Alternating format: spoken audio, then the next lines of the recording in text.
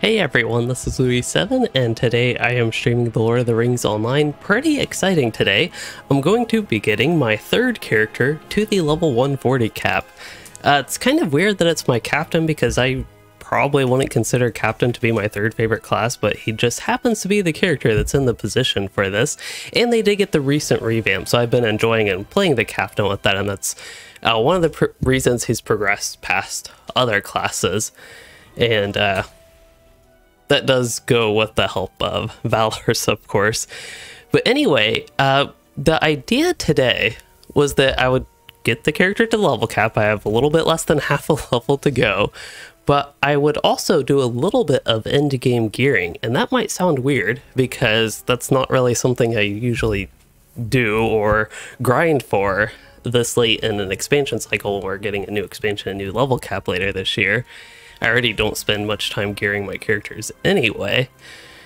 But the reason I want to do that is first to get kind of him some just baseline gear. He has a lot of, I think it's, yeah, the 130 gear from the Valar, which is not that good, and some random pieces that are also not that good intermix. So I kind of want to get him to just a good baseline level to prepare him, not necessarily for update 37, which last stream was prep for update 37 part 1, but this one's going to be more preparing kind of for Umbar already with this character.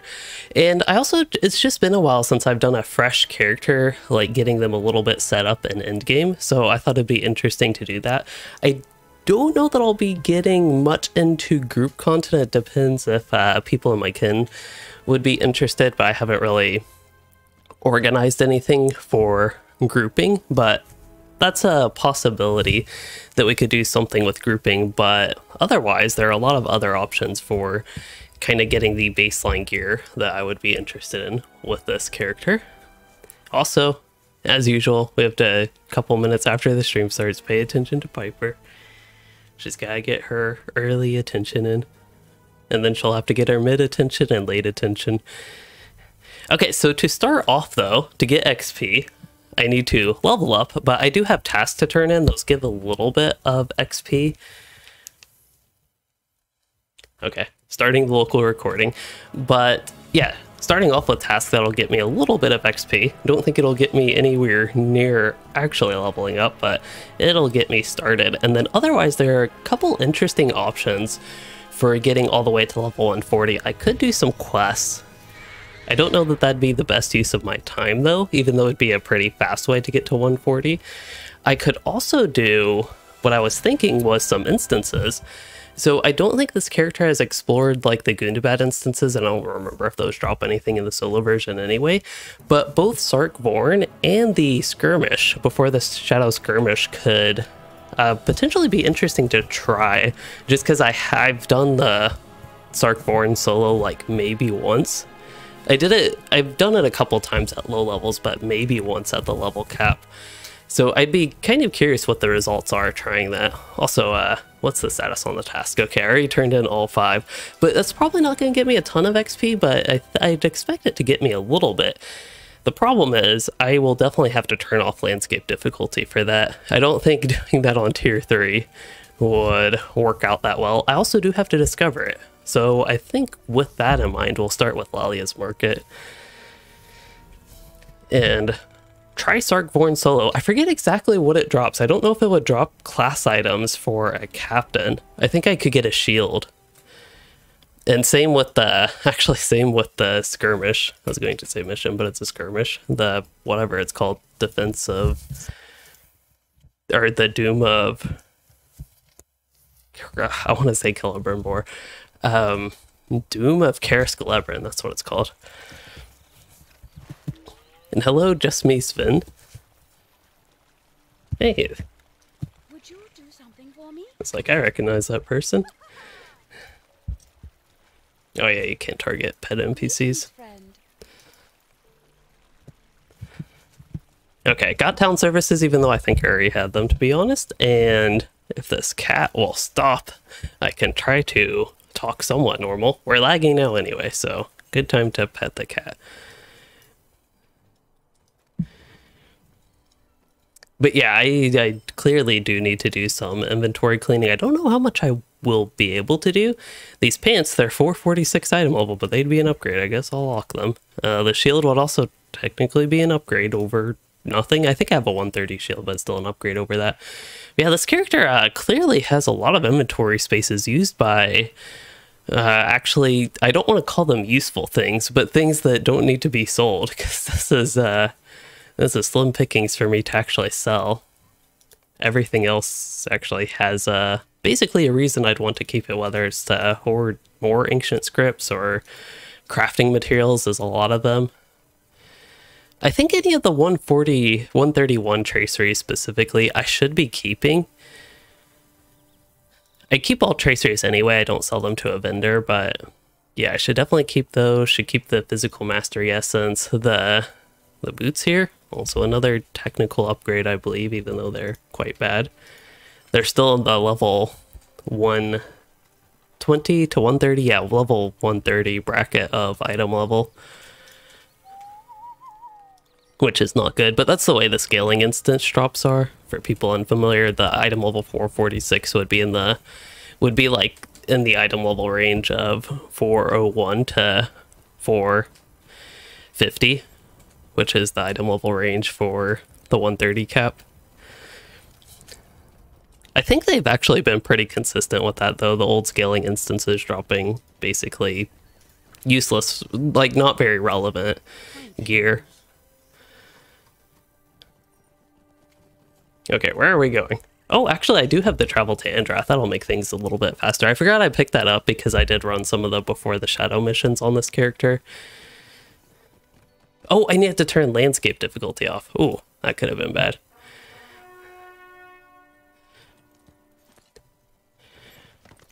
Yeah, I think this should be... The skirmish, I think, would get me plenty of XP to get to 140, considering I have the rested XP here, or bonus XP. But yeah, I'm really curious how much Sarkborn will give and how feasible it will be for me to run it, because I will run level 140, kind of pointless to run 139. So I'll run it at level 140, but it'll just be the solo version, which is why I need to turn landscape difficulty off, because I do not necessarily want that instance to be on tier 3. Greetings. Oh, apparently I can't turn that in. Those count as tasks, really? I kind of knew that, but I forgot about it. That is, I guess it helps you get to the task limit or whatever, but that's very inconvenient if you like doing task and landscape difficulty on a character. I, of course, could just turn these in because they are bound to account. Could turn them in on an alt. Speaking of landscape difficulty system, the currency with those, what were they called? Tokens of heroism. The cap on that is very small. They have some... I don't know, it's like a really weird low cap, and also you're limited. It's like a weekly quest that you can turn those in, the 3 tiers of it. It's not even like a daily quest. And just regularly playing the game, questing or whatever, I seem to always cap a character in just one relatively short play session. So I don't know what's going on with the currency there with those, or if anybody else is experiencing the same, say, oddities. Okay, I believe it would be faster to go on Warsteed.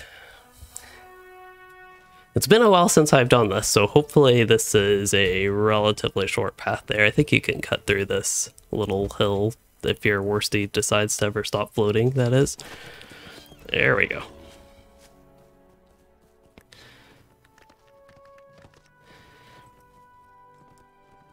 Yeah, otherwise, if I weren't doing instances at level 140,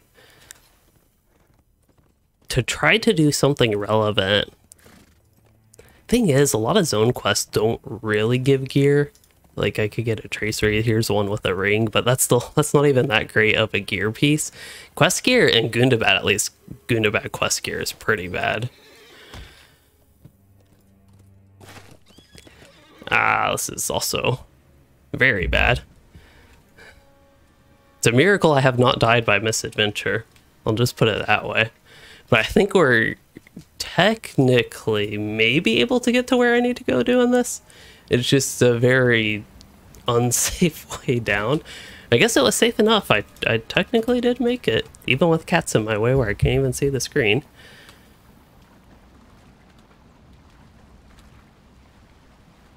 I am really confused by what you were talking about, Sana and Falk. About if I have hopes and dreams or if they've been shattered into a million pieces. I feel like I'm missing something.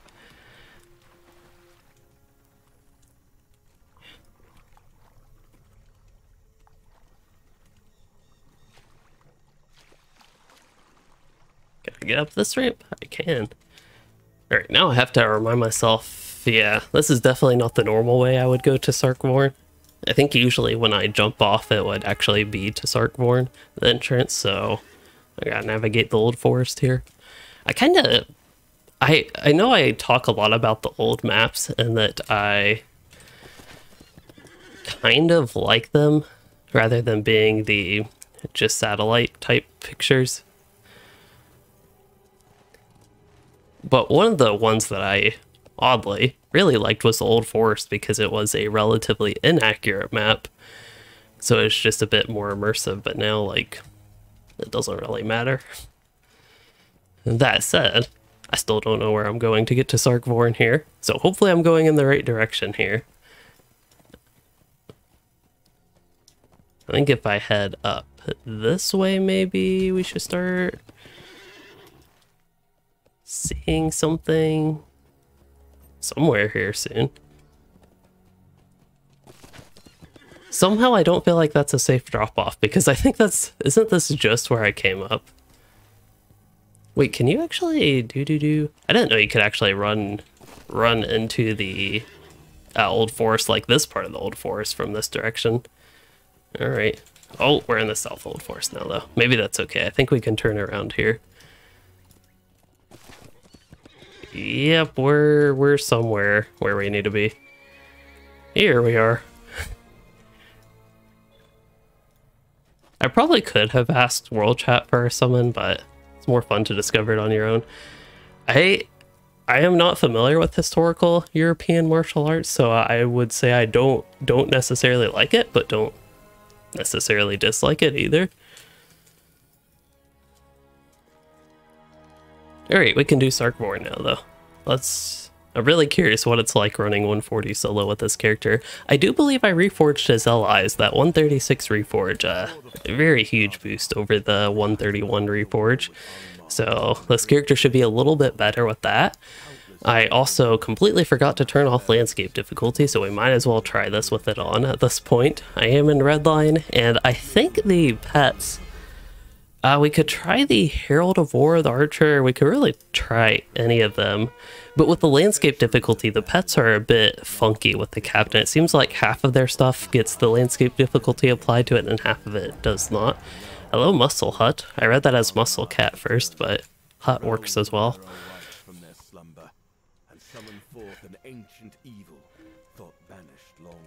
Oh, we get to summon the NPC?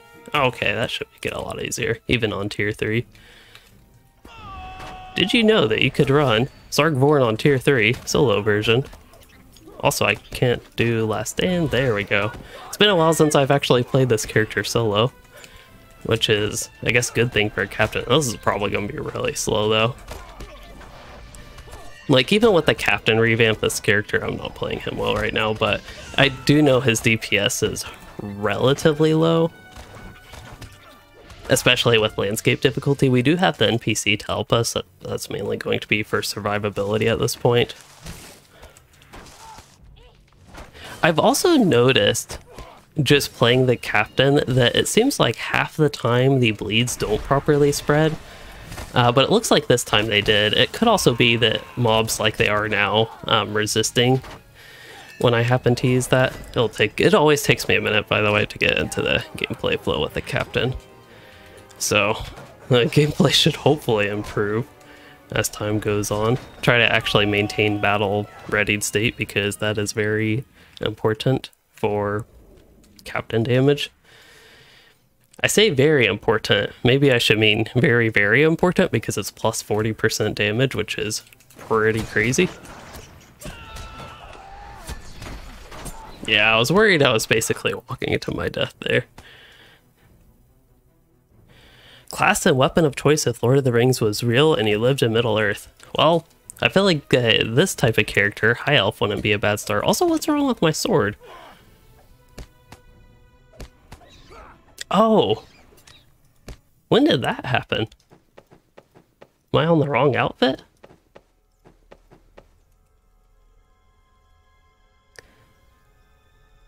I have no idea when that happened. How did I equip the spear in there? I knew I had the shield, but not the spear. Hold up. We have a wardrobe malfunction here. I hope it's, yeah, it's in my good. There we go, that's better. No wonder I'm doing so poorly. It was all the sword.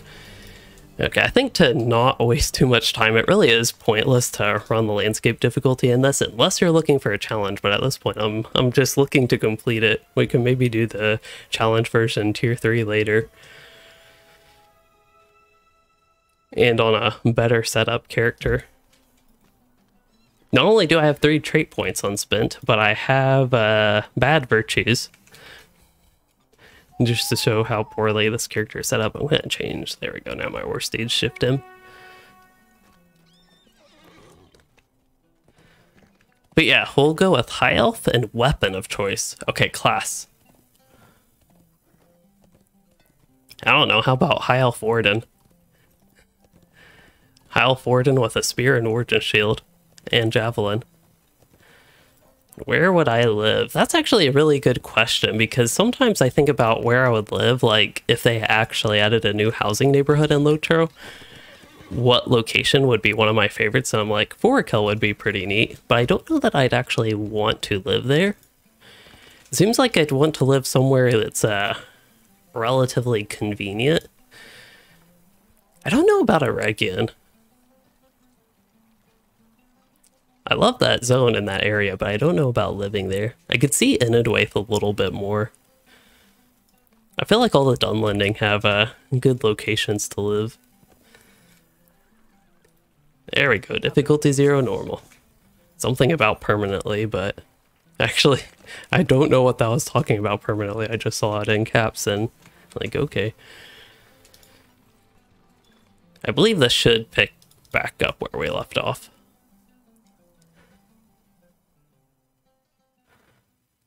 Primero, glad my content has been helpful for you learning the game. Hopefully it continues to be.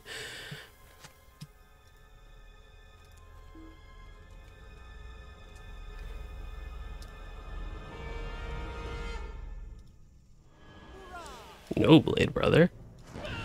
Summon whatever NPC they give you in this. I do know these Deadlights, just because of their defenses, are sometimes slow to kill. But yeah, this should be a little bit faster. Also, where's the NPC? There we go. But yeah, it's immediately obvious to me. I don't know how easy it is for you all to tell, but I'm doing significantly more damage. It's kind of crazy, actually. I'm not used to doing this much damage on this character. Maybe my captain's not as weak as I thought. I've just gotten used to playing on tier 3 difficulty. Which for some reason I keep forgetting how much damage it actually reduces. Like how much less damage you do. For some reason I was thinking it was half, but it might be more. I don't know, I'd have to look at that again to actually know though. I think these, oh yeah, Routing Cry. There we go. Except they all resisted, I need finesse. It's actually kind of rare for me to have a character that, like, very obviously needs a lot more finesse. 9.7%, that is terrible. And that's without the landscape difficulty debuffs. I don't know how much it impacts finesse, though, to be honest. But that is crazy bad, that's the point.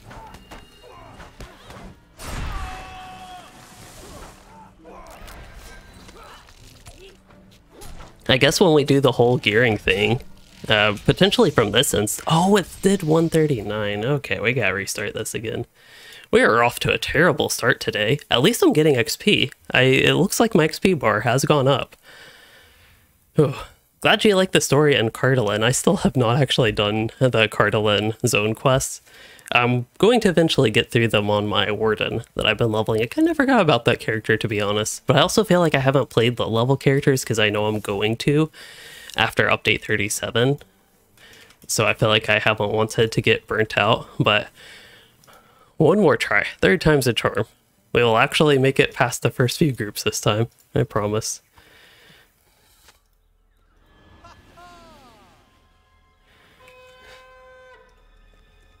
Try this again.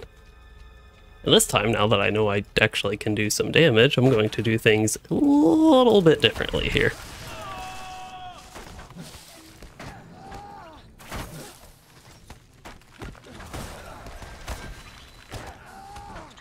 Hopefully I don't die doing this, but I think I'm safe. I just see all those debuffs stacking on me, but I'm not taking tons of damage, and we have the OP NPC heal, presumably, that's in this instance. Yeah. Oh, wait, that's my own buff. I don't know. We probably have an NPC heal somewhere in here.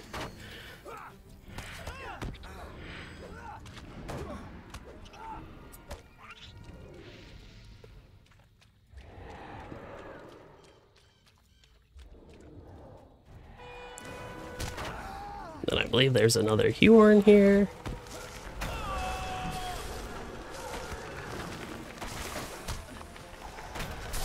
Oops, I forgot to use the other thing, but it actually did work. It spread the bleed. That's good. Okay, I might have gotten in over my head there. Let's see if I can salvage this. Yeah, it looks like the NPC, he kind of got all these little guys stuck on him, but that's okay.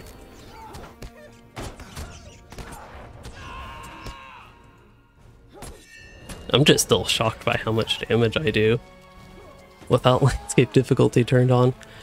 Gearing the Captain Red at 140, I'm basically getting whatever gear I get, to be honest. As long as it's level 140 gear and not like terrible, I'm going to be happy enough with that, because I plan for today to basically be the only gearing session I do for this character.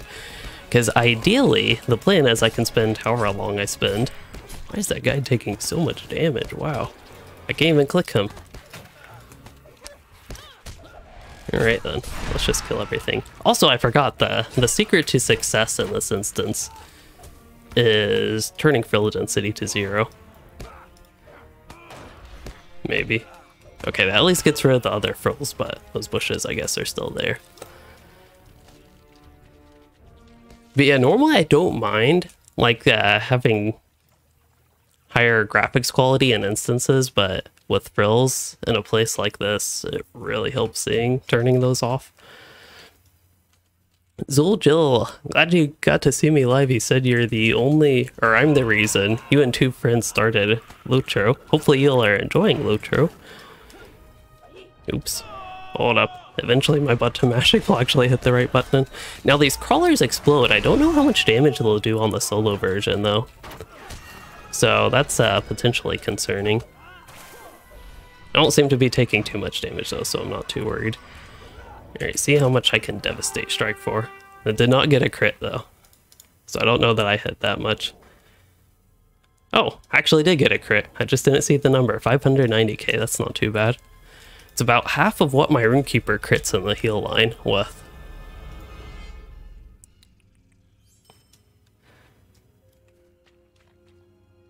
Wait for it. Epic conclusion, that is what it's called. Okay, no loot from the first chest. I didn't expect loot, but again, I forget exactly what can drop from the different bosses in this.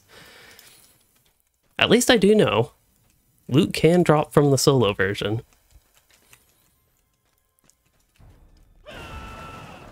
But yeah, as far as gearing, it's just hopefully I get enough where I feel comfortable going into Harad with whatever I get today. There is the potential that I would need to fill it in with crafted gear. I don't think I have an armor smith that can craft Gundabad gear, so I'd have to rely on somebody else for that, but I could probably give them the sunstone shards and whatever else they'd want for it.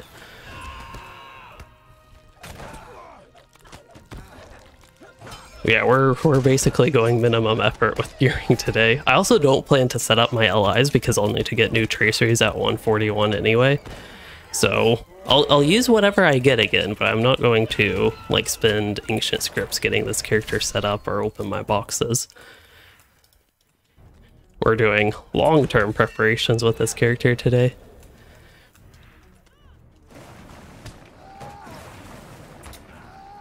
to speed things up a little bit here. I don't know if it's a good idea, but I gotta see what this character can handle at some point. Okay, not that. And then, do I plan to play Yellow Captain? Probably not Yellow Captain. I don't think Yellow Captain is useless outside of party play, or you said it is useless for party play. It's definitely not useless in a group because you can tank with it, but it's less useful solo, but could be good if I wanted survivability. Like with the Yellow Captain, I could have potentially survived that pull. Now it would have gone slower because I would have done a lot less damage, but it is actually the case where I could have. I should not be attacking that one with my bleeds, but whatever. But yeah, I could have survived that pull playing Yellow Line, but it probably would have taken a very long time to kill everything. Similarly, Blue Line now, you can get some interesting self-heals in the Blue Line that might make it in some situations better for soloing than Yellow Line, but I'm not 100% sure because I have not played Yellow Line much post-revamp. I have played Blue Line some, though. Although if you have your cooldowns and play them right in the red line, Cry of Fury here is a great heal. And it weakens the enemies quite a bit, so that can be a great option that can make the difference in a tough fight. I don't think I actually needed to use it there, but I did it anyway to be safe.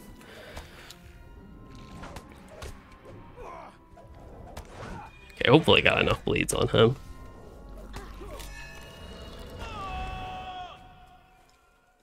Dead Slayer of Cardalin. Oh, I do have we did a Slayer Slayer Deed Night thing with my Ken last night, and I do have the Slayer Deed Accelerator, so that's I guess helpful in this case. I don't think I got any bleeds actually on that mob. Also, we're about to die again. Don't worry, it's all fine. So many deadlights. Okay, I'm actually going to... Oh, we got a big heal, that's good. There's the NPC heal finally coming in.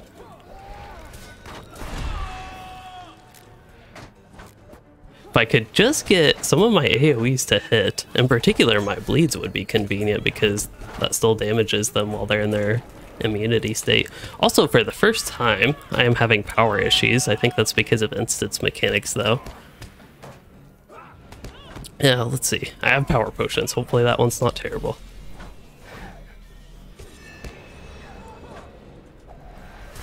Yeah, this is why fighting mobs like Deadlights isn't the most engaging combat, I guess. Because they don't have much health, but they have very high mischance against them, and this character has very, very terrible finesse on top of that. But hey, we're getting through this. How many languages do I speak? Pretty much just one. I do know some Spanish. And then I know a few words in other languages. I don't know, what would be the next language that I know most? The only reason Spanish is because that's just what I took in school.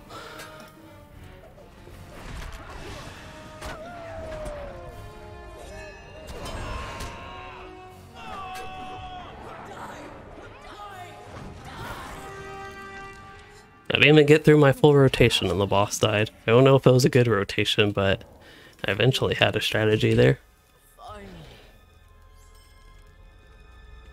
Yep, we did get a shield. Okay, that's good. I have a baseline shield if I ever want to use a shield for some reason. I'm pretty happy with that one. It has the finesse and outgoing healing. I actually really like one-handed captain gameplay. It's just not... Oh, I don't even know. Quattro is 4.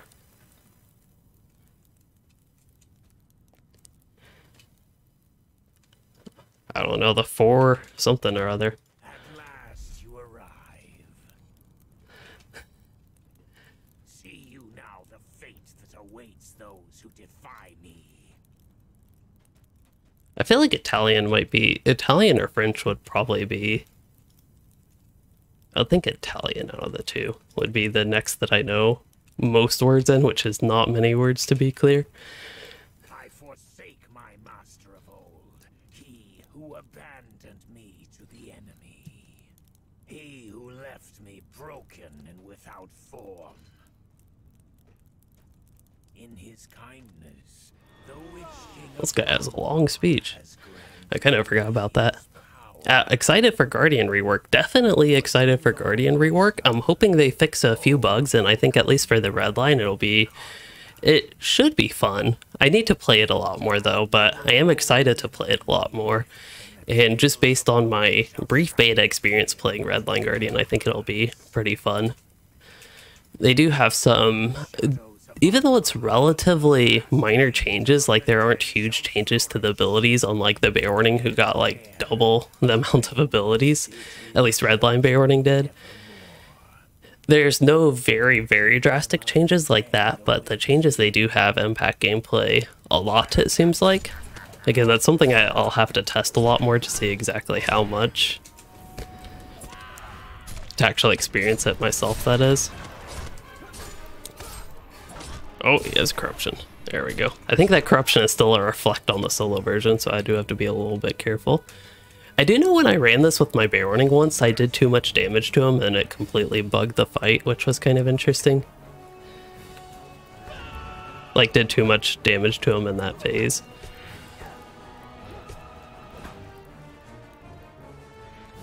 I don't know if it's still possible to do that, but I don't think this character does that much damage.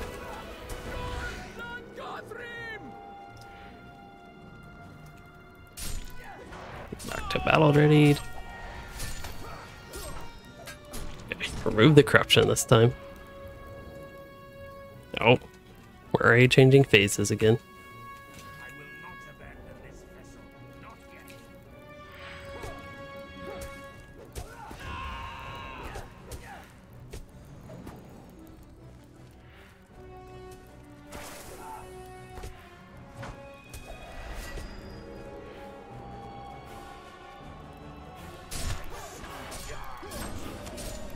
I was gonna say, for some reason I'm doing barely any damage to him, but I think it actually took a moment for his buff to go away.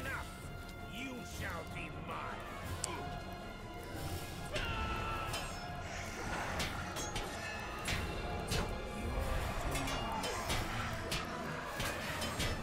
Not even sure it's really worth using Oathbreakers at this point, but I suppose it is. Then I'll use Routing Cry, use this guy. I think I'm pretty much set up. I can go through the bleed sequence here. Oh, apparently I don't have a mark on him this entire time. I am also taking a decent bit of damage. I gotta give him credit there. Oops, I did not mean to use Battle Shout yet. That's not good.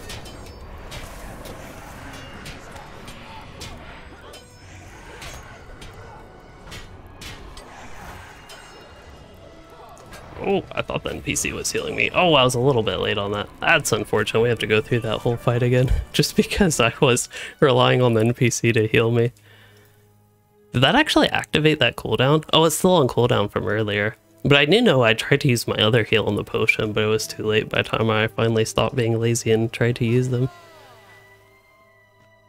We can try Archer. I forget, does Archer... Oh yeah, he looks like he does plenty of damage now. I feel like ideally the Archer should be the best one for DPS, but I don't know if it is. Because if you do a lot of damage as the captain yourself, the Herald of War, the buff it gives you might be enough to make up the difference.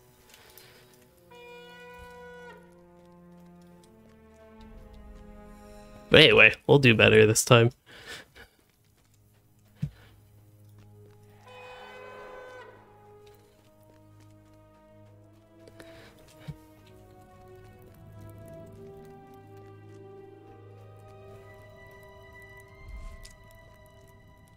I believe some in...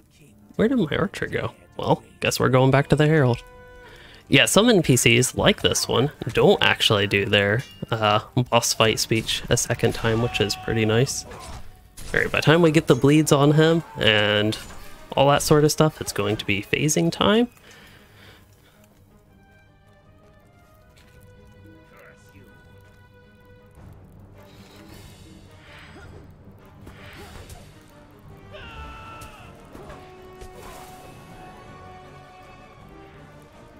At least this is a very easy DPS race compared to sometimes doing it in a group if you just don't have good group DPS. I just remember running this with my kin. That was one of our bigger issues when we tried to run it on higher tiers, was just needing more DPS. We also often played understaffed, as not ideal as that is. It was just the reality of our runs.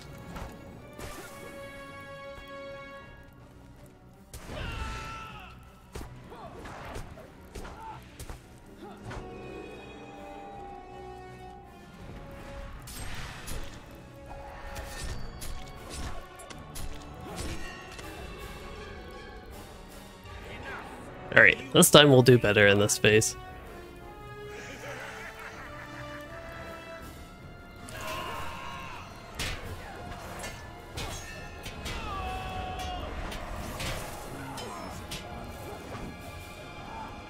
The first step to doing better is actually putting my mark on him. That would indeed help.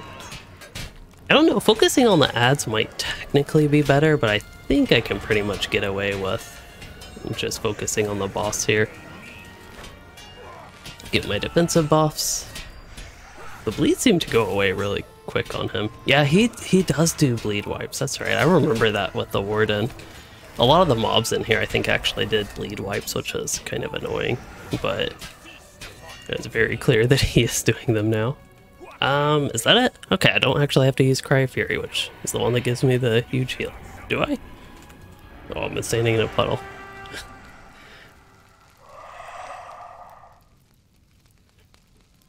And then I think this chest can drop maybe like a bracelet or a pocket item or something. Looks like I got a bracelet, which is going to be a ginormous upgrade over what I have. Pretty much no matter its stat distribution. Ideally, I feel like I'd get something with a bit more vitality instead of might, but at this point, beggars can't be choosers, and I'm happy to have 1.5, we'll call it, gear pieces. I think typically I'd run with a two-hander where, yeah, this probably wouldn't be useful to me. But yeah, that wasn't too bad running that the solo version and getting, honestly, if you did that, I don't know the reset for it. It looks like daily reset maybe for the tier 1 solo version. You could get yourself some bracelets. I forget these also bind on equip, so I could technically just look at the auction house and see if there's any 140 gear waiting for me there.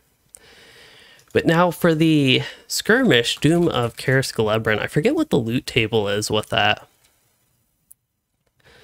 Exactly, especially because I'm so used to it for the Warden. I don't think there's anything useful that I could get for the Captain without running like a group version for the, what is it, like Cloak or Necklace or whatever it drops. But I think it'd just be another shield, basically. So, given that, what would be the best progression for getting this character to 140 so I can run the Karn Doom or some form of group content? I also didn't do my daily Hobbit gifts. I think I'm going to unlock a lot of these things. I might keep my cracked axes, but that'll save up some inventory space real quick. Definitely want to unlock my new gear. Yeah, I don't know if you all want to see any specific content. I am, of course, open to suggestions at this point while I send one of my bank alts, yes, my level 140 Warden bank alt, some random stuff for him to eventually disenchant. I'm probably going to need like 2 or 3 more alts dedicated to traceries here soon. I'm really worried that Louiden's everything is overflowing at this point. I don't want Will on this character, although technically that might be an upgrade. Would really suck if it is, but it might be. No, I think I can handle the current one. Not Louiden C. Rift Magos, thank you for being a channel member for 13 months now. That is a long time. Although, time definitely flies. Like, on one hand, I feel like 13 months ago was War of Three Peaks, but that was a few years ago at this point. 3 years ago, I think? Maybe? Gundabad would be 2, so yeah, War of Three Peaks would be 3.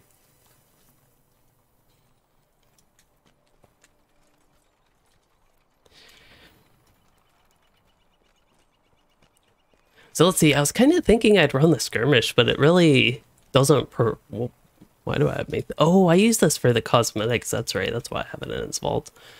I also have a bunch of random crafting stuff, so that's kind of interesting. Update 37 is expected to be, I believe 2 weeks was the target that Cordovan recently gave, so that would be the week of the 22nd, that's the Tuesday. Otherwise, possibly the last week of August.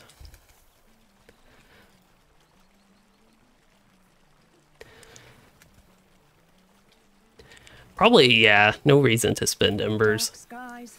Although, I recently on the forums, I came across a thread, people talking about currency caps and how annoying they are with different things, and I definitely feel like Standing Stone Games could do better in how they handle currencies, currency caps, and expansions, level cap raises, and all that sort of stuff. But basically, because they don't transfer your embers into moats, or at least haven't the past couple expansions, might as well at this point just hoard embers. No reason to spend them on characters now when you can use them for something more useful later down the road. That's not going to be completely replaced, or I shouldn't even say replaced, but irrelevant in like 4 months' time. There is there's an instance intro for River Hobbits, but their starter area is actually going to be Swanfleet. So that's their separate starter area, as it's separate from the Shire, I guess. I believe they explain it in the intro experience for them, though.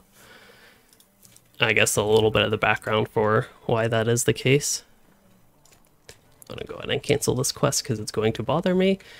Okay, so otherwise, yeah, it seems like missions would be the main thing to get the last level up.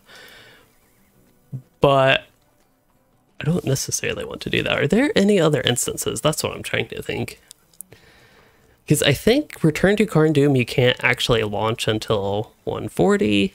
The Gundabad instances, again, I don't remember them actually providing anything useful for the solo version. So I do think at this point we'll just run a mission and level up, basically. Hopefully War of Three Peaks has some quick ones I can run. I feel like that would be my best bet for something perhaps not guaranteed, but in case I need to run 2 missions. Because I'm not sure, there's one Wildwood mission that's super fast I could do, but I'm not sure that'd be enough to level me up. I don't think it quite gives that much XP. Except, I have to go to the Mission Traveler, that's right. Which, yeah, we can get through. This way will be fast enough.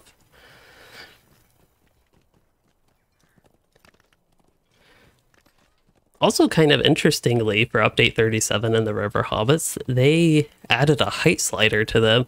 So it'd be kind of interesting if they are able to expand that to the other races. So it can be an extra high elf or a lower high elf. Don't know what was going on with that guard, but glad he seemed to get out of his stuck loop.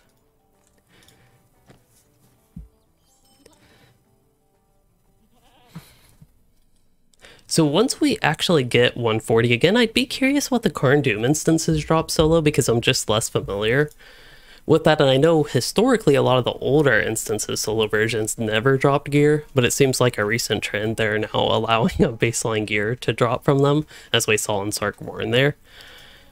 I just forget if the Return to Karn Doom instances actually drop anything solo, so I might finally make my return to the Rat King instance, whatever it's called. It's not Saragost. Saragost is a fun instance. Sagroth, that's what it's called. That one's a not fun instance, in my opinion, but I might run it still. Den of Worms, that one sounds fun. Yeah, defeat 10 worms. That should be easy enough. I did turn landscape difficulty off, so I guess this will be extra easy, ideally. These guys might have a fire reflect though, so we'll have to watch out for that. Otherwise, it should be a good time to lag and AoE.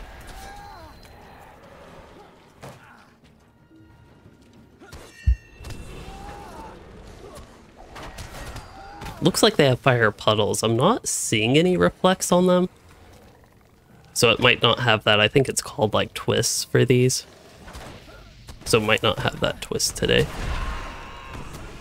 Oh, I tried to do that too fast. I think we're still safe though. We're gonna get a defeat, and I'll get a heal, and I'm gonna try to see around the cat so I can actually see a little bit what's going on. And I think we're safe. I do think it's worth killing the other worms though. I'm on a mission that's slightly separate from the mission to kill more than 10 worms, but I think that's all of them.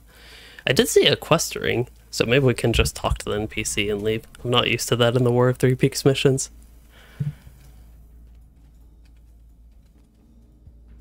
I always find it interesting that like half the missions decide to just not give you a chest lately, it seems. I don't remember ever running into that issue way early with these, but yeah, that did not get me leveled up. I think it might even require 2 more missions without a bunch of kills. I guess we could do the 3 missions daily.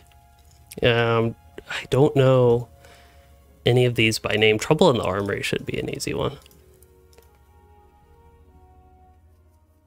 Okay, Sagroth can drop the purple armor and boots. Purple is good enough for this character. Again, I'm just trying to get him comfortable-ish for the expansion, so I'm not running in completely terrible level 130 gear. This cat does not want to go to cat beds. So we'll take up... Oh no, this one's actually... This is a very slow mission for War of Three Peaks. This is like Wildwood level slow, but you don't have an NPC helping you. Might get enough mob kill XP though, so I'm kind of fine with that. Plus, Piper's clearly starving for attention right now, so we can take some time to pet the cat during the slowness.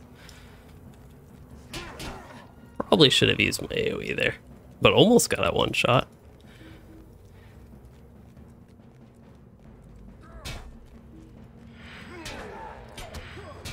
One of the hardest things to get used to playing a captain, though, is just the lack of ranged options. I'm so used to playing classes that are either ranged or at least have a bow, but it's kind of nice that not every single class has a bow.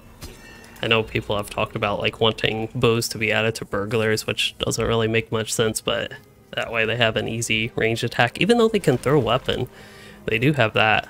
Captains have their shouts, and I think banner would be the 2 main range things. Only range things, maybe, that actually pull aggro. And then the Bay Warnings don't have a bow, but they have a couple range doors. Yeah, low levels, last time I played Burglar, the throw weapon attack was actually... It did fairly reasonable damage. I don't know how it scales at high levels though. Like there was a point where it did more DPS, I think, than Surprise Strike, because at that point Surprise Strike had a very slow animation and did like, it did very little damage. That said, I think throughout the year they have done balance changes where last time I played Burglar, it looked like Surprise Strike was actually made a little bit more reasonable, and it's like non-stealth guaranteed crit version damage.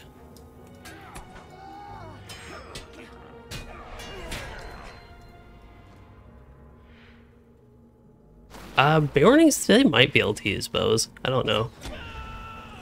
Yeah, that does ring a bell actually.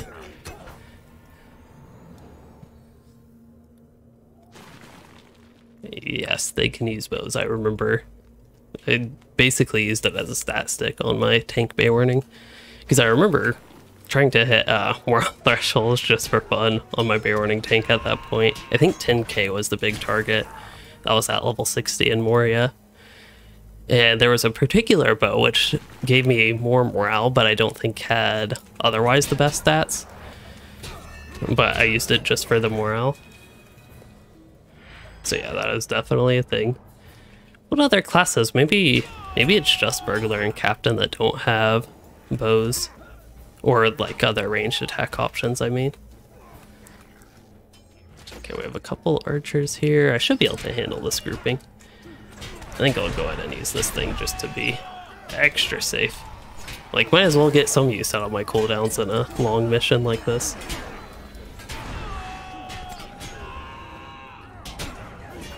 Oh, they're doing their heal absorb thing.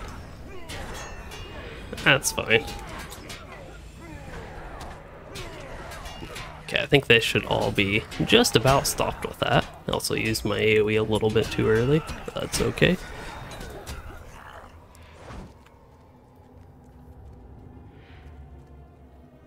They do have crossbows in game. I think if burglars did use a ranged weapon, crossbow would make most sense, or I would love to see like a mini one-handed crossbow on them.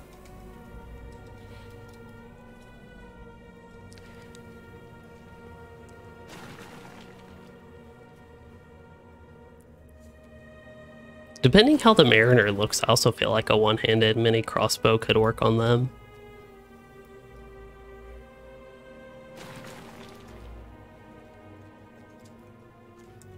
Okay, I believe most of the dots on the map are from mobs that are up above at this point, so we can eventually get those. So I think at the current moment, I would be very close, but I don't know if I would actually level up from the mission turn-in based on the last one. But I think if we get a couple more kills up there, or a few more, we should be good. Going on your annual LOTRO binge, Andy. Glad it feels good to be back. Hopefully you continue to enjoy LOTRO.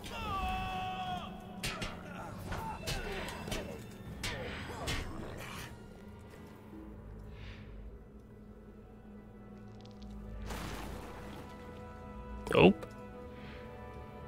there's a weapon rack here too. Alright, to the upstairs again.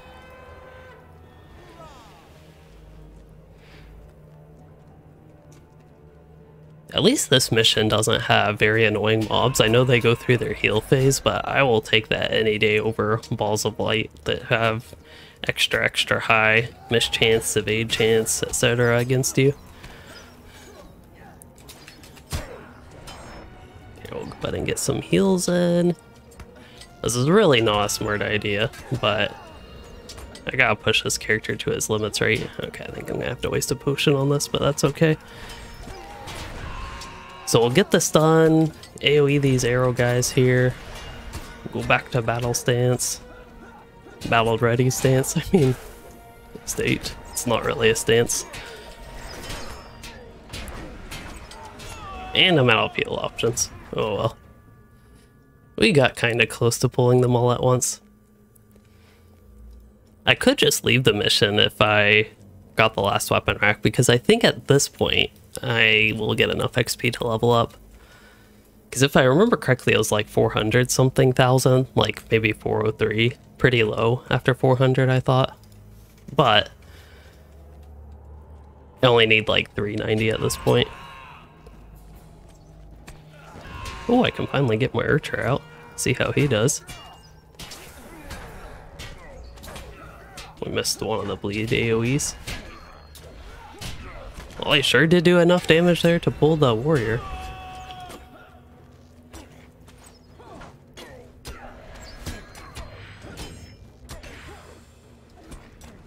A new 2K monitor. Think about getting into LOTRO again to see how it looks. LOTRO!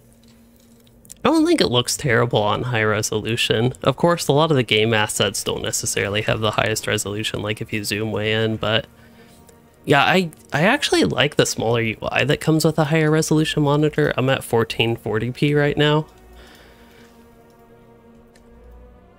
I know it can get very small on 4K, but I actually really like the size of the UI at 1440p. 2560 by 1440 to be exact. Yeah, I think we'll finally get to the level cap after this turn-in. Hopefully. We'll see. Otherwise we'll have trouble. Nope. It's exciting to get a third character at the cap. It's been a while since I've been... I don't know, it's like actually been excited. Conquering the Three Peaks. What? Why is that level 140? Oh, because it's... Yeah, that's right. That's proper Gundabad quest. It's not a War of Three Peaks quest. So I do want to do that. But yeah, it's been a while on LOTRO since I've actually been excited to get more than one character to the level cap. Of course, I do have 4 characters at the cap. I forgot I have 2 Wardens that are 140. But my Runekeeper, he's already 140 for an alt. And then my main Warden, of course, and now this Captain. But yeah, my second level 140 Warden at this point is a Bank alt and maybe future Craft alt. With the crafting revamp, we'll see how that looks.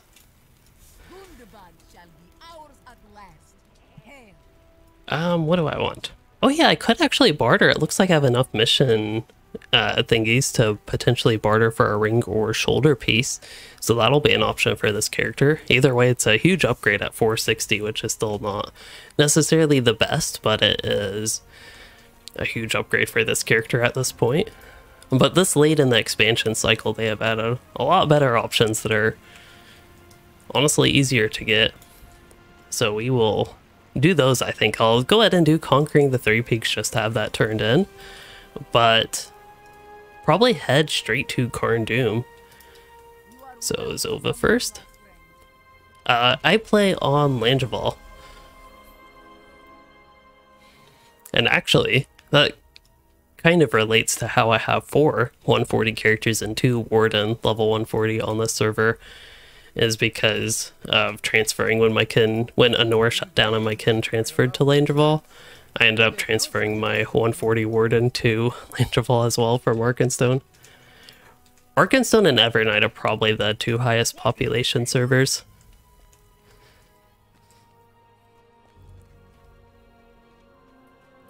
Evernight for EU and Arkenstone for NA, that is. We might have reward track. I should probably claim this because I don't know that I'll get a chance to log in and claim this in the near future, but I have a few levels up.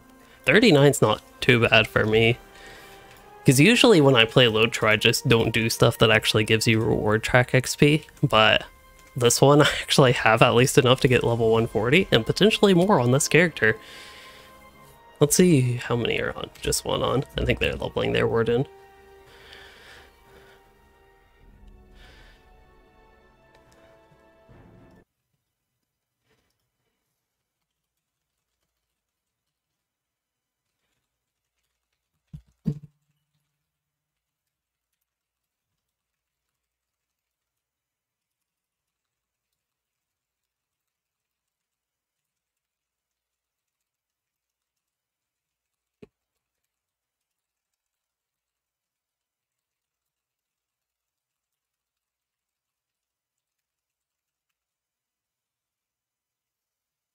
I might do it now here.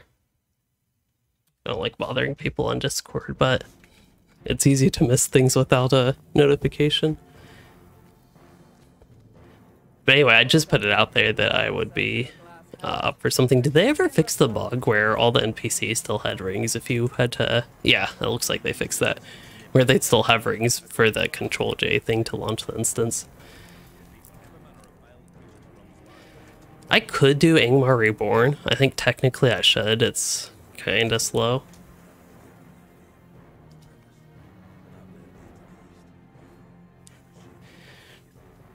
Yeah, Gladden I think is, depending on your perspective, unfortunately one of the less populated servers.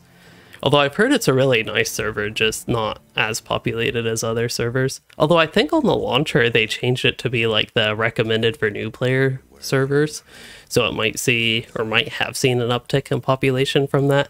I know when that happened for Crick Hollow, it got like a huge temporary boost during that time frame. Maybe relatively permanent, if people stuck around. So yeah, hopefully if you are on Gladden, I would hope that you run into like relatively more low-level players at least.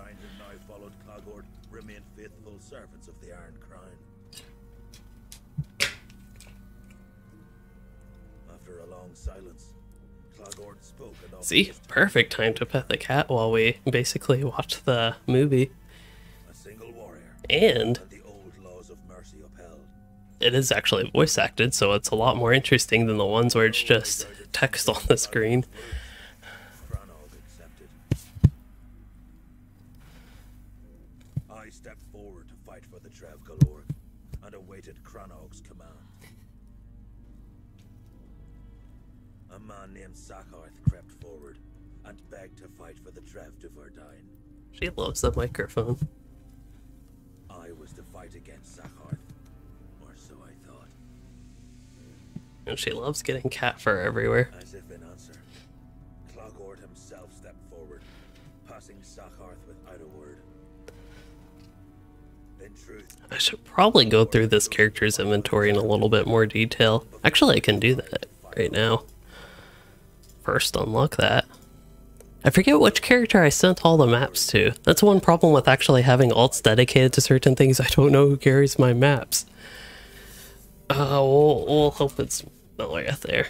Melorethal, I think. for a chieftain to shrink from another chieftain's challenge would be unthinkable. But Tracery Archive I might keep on this character for 141 what this would mean for the when that day comes. Obviously not today.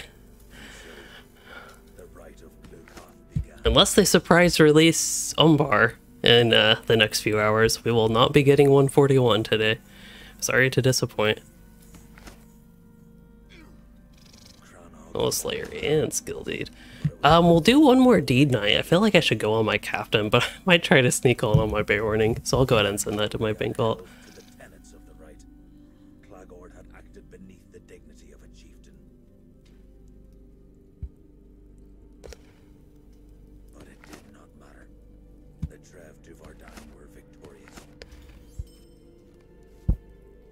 Never had I imagined that a man worse than Domin And then Luiden takes Virtue XP and Ally stuff. But I really need another character dedicated to certain legendary item resources. evil has returned. Okay, we can also finish now. If only Travel that now. was the end of the deal. Yeah, update 37 is still expected to be, I think the week of August 21st, so probably like the 22nd or 23rd is what I would expect, but could be the week after. You wish to know what became of Cranog, do you? I thought as much. But I'm loosely planning on it being that week of the 21st. Twice now, Glukoth has claimed those dear to me. First, my father. Let me go ahead and actually cancel these Gundabad quests, because I'm probably not going to do them. We'll get ahead of the quest log problem on this character. Do not think ill of Nechtan, my I need to turn, so actually before I turn a quest like this in, I'd really like to turn on landscape difficulty. It might seem kind of ridiculous to do that, but extra 5% virtue XP is 5% more virtue XP, and if I actually do get anybody for grouping, then I won't have to worry about turning the landscape difficulty off. But yeah, that's a possibility that I could do here. do not think ill of Nechtan, my Yeah, I'm too greedy. 5% virtue XP, it's a lot when virtue XP is, it's not very tight in the game, but it's like relatively tight. How might I aid you? How might I aid you? Getting decent bit of lag here. I don't think I'll be doing the raid, but might as well pick up all these quests. Ah, yeah, Baldur's Gate 3. I've heard a lot of people have been enjoying that. I'm May I typically not that much into RPG games, so I haven't even kept up. I don't even know much what the game looks like besides. I think it's like the first two, based on like Dungeons and Dragons, if that's maybe correct, possibly. evil has returned to Carndum. And I don't expect to run Gwathrenost on this character, but you never know. Will you stay and hear of our troubles? The raids, I don't know. I think it's an okay raid. This is not my favorite raid. Do not think ill of Nechtan, my friend. He is right. I have not fulfilled my 5% virtue XP is 50 virtue XP For a one-time thing, that's not that much. But knowing that I could go to Bree, talk to an NPC, and get 5% more virtue XP from this, it's a real struggle to not do that right now.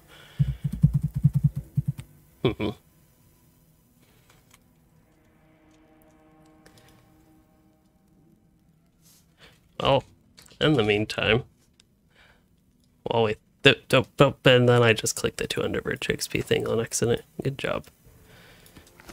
Well, since I already wasted 200 virtue XP, I'll just waste 50. Ill of Nektan, my friend. He is right. I have not fulfilled my theme, although many of them have been sealed. If I had planned for the, I think they gave an extra 20% virtue XP for like a day or two after the full day maintenance. If I had actually planned things out better, I would have boosted this character's virtues. I have a bunch of those virtue tomes saved up from old Valors. I would have actually done that for this character during the 20% boost. Virtues really help with stats a ton. They're, as far as I'm concerned, way more impactful or important for your character progression than gear, because, well, they're permanent and they do give pretty huge stat boosts. I forget what it is, but I think last time I checked it was maybe 2.5 pieces of gear worth of stats, which is kind of crazy. I don't know if that's still accurate or if I'm even remembering correctly, but that's just what I kind of loosely remember.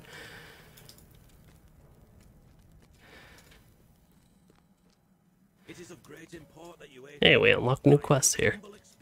Looking for a way to combat the maladies that affect our land. Tharaskar. Yeah. Wait, Tharaskar? Don't I want to run St. Lower first, I think? Looks like we do have... Yeah, we do have a couple NPCs just waiting for that.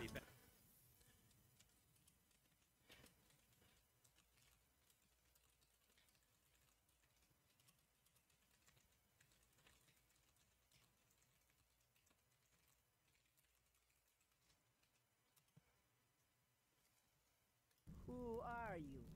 I do not know you. Okay, sounds like we do have at least one person interested, so could run St. Lower 3-man version with that, or 2-man version. They said in a few minutes though, so in the meantime perhaps I could try a solo delving on this character. I wouldn't be opposed to that, just because even if it's not the most efficient, I'm still just kind of curious how this character would do in a solo delving. Billumi.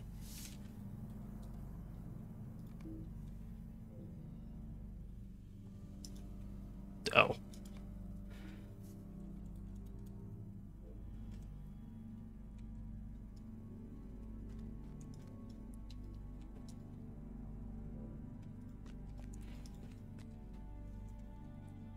There we go. Somebody was wanting to add an ult to the game. Yeah, I've heard a lot of people have liked Baldur's Gate 3. So, I don't know, maybe I should actually look more into it. I have no idea what the gameplay looks like. I just know, again, I usually not a fan of RPGs like that. Although, I say that, yet a couple RPGs that I've played include...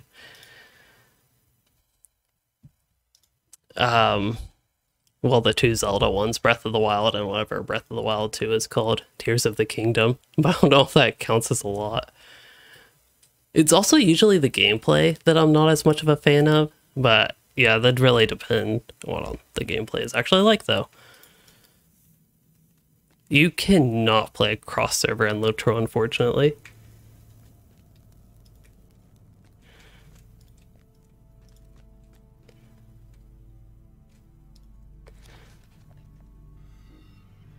And yeah, it'd be really nice if there was a cross-server functionality for instances at the very least, but yeah, no cross-server or anything in LOTRO.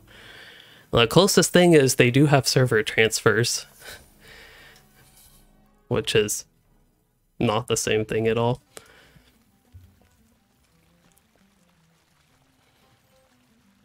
But that's the only thing that they have for cross-server related anything.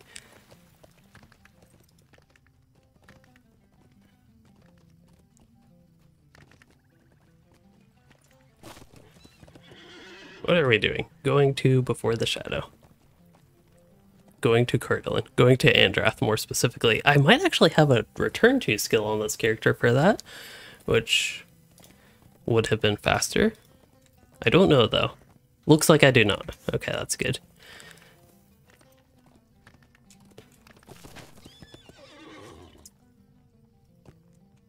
What can I do for you? Oh, I need to see if I have delving gems. Do I have enough gold to buy those? Because I forgot that's a thing you need. 156 gold, that should be enough. And then I think the NPCs right there now actually sell that, and if not, can you buy them from the town services? I don't know. We'll find out. Stay a moment. Would you do something for me? Stay a moment. Browse the shop. Okay, so I can get bags of coins. And for 1 emerald, I would need 10 gold. What can I do for you? How may I help you? How may I help you? There we go. I could already barter for some gear, but might as well save my delving grits. No need to spend those right now. You accumulate them very, very slowly from delvings anyway, so I have absolutely zero worry about running into the cap. Now the question is, are any of these ruins? I don't remember these missions by name, unfortunately, or maybe fortunately. Usually the ones I remember by name are the bad ones. So Rascal, you're wondering what server I'm on. I am on Langeval. Kind of one of the middle population servers that has a lot of roleplay events that I don't really participate in, but... Oh yeah, so the big thing about this mission is I think the boss can spawn in a few different areas. So there might be some easy areas to check without pulling too many mobs, but otherwise you're going to fight more than necessary mobs if you try to go down the wrong path, and we pulled some guys. This could be bad. I really don't know if this character can handle tier 7 delvings. I should be able to in theory, because they're not... Tier 7's not that bad. Like, we killed a mob there. I just had to actually do damage. But yeah, tier 7 are not that bad. That was quite bad. I was hoping that wouldn't actually happen. Yeah, they have way too large of an aggro radius, though. Okay, so this guy has a heal. So if he could use his heal, that would be appreciated. And then I also need hope tokens, kinda. We're gonna play hide behind the pillars, which is not working for that guy. I don't know what the corruption does. That would be useful to find out. I don't know if it's something you want to remove or want to not remove. It looks like definitely want to remove. That heals them. Okay, sneaking around there is not an option. So let's see, I don't know if I'd be able to see if the boss is in that one. I am at least not seeing him from here. So maybe we can head straight down. That'll be a simple enough start here. Or actually do something somewhat productive. And then this character does have hope tokens. Wow, that is crazy. That is not something I'm necessarily used to. So we're going to send my NPC in. And I'm actually going to deactivate Last Stand so I can give him a heal, and then I'm going to activate Last Stand again. That is the new Captain Stance dancing, for anybody unfamiliar with that strategy. Why did I pull some mobs? Okay, they have the aggro radius stuff in this one. It's been a while since I've done delving solo, if y'all cannot tell. And again, my first time doing that on this character, so... that's gonna take a moment.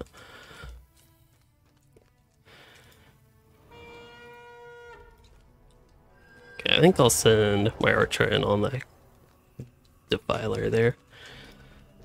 Wow, that was a huge crit. I give him credit. Okay, we're gonna have the scout attacking me. I don't want him on assist mode. How do I turn assist off? There we go.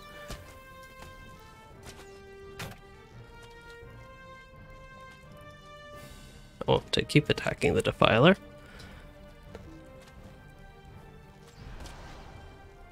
I'd like the scout to attack me, though. Okay, maybe I can hit the defiler and it won't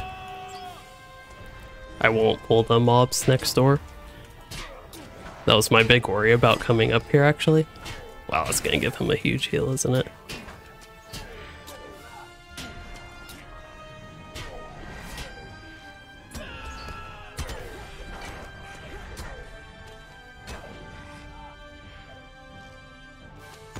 Well, I might get stunned here.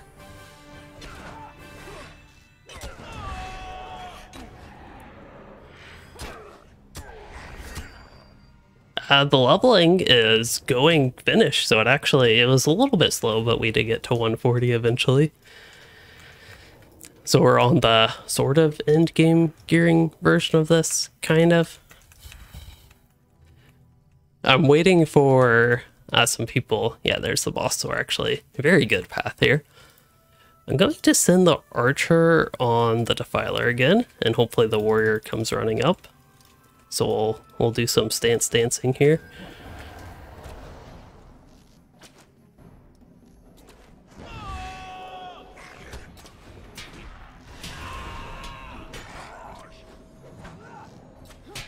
Okay, it seems fine removing corruption. With me being lazy and not actually checking the effect there.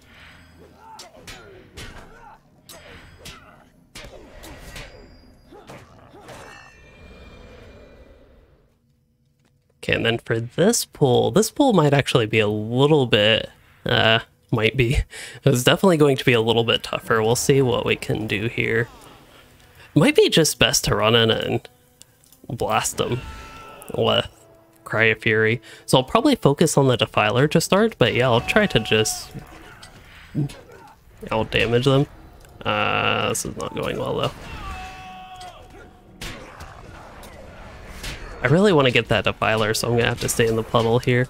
I don't have my Interrupt available. Okay, we got him down. Get the Warrior down next. This guy got a heal, but that's okay. Then I'll use a potion.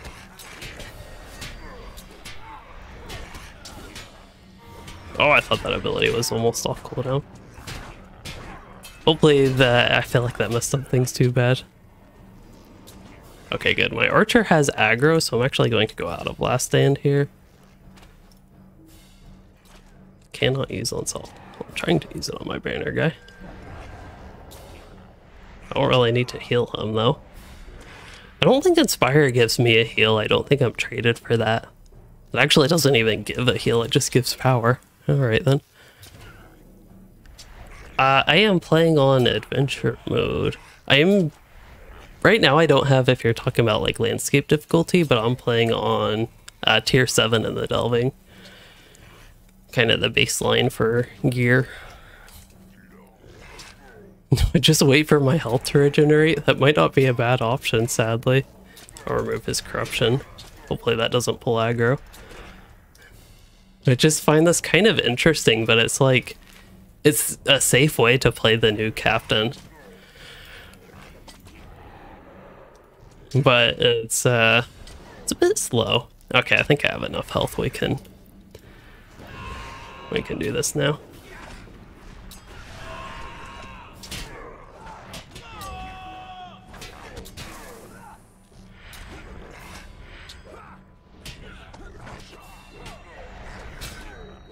Thank you for the good luck wishes. They'll probably come in handy at this rate. No interrupt for Saffron's Blessing, so hopefully that's not too bad. Okay, get out of this before it stuns me.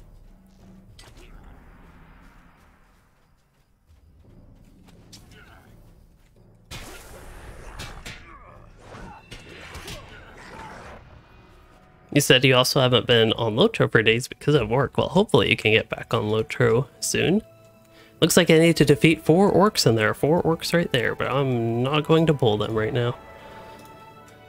I think we can try to isolate this warrior here real quick.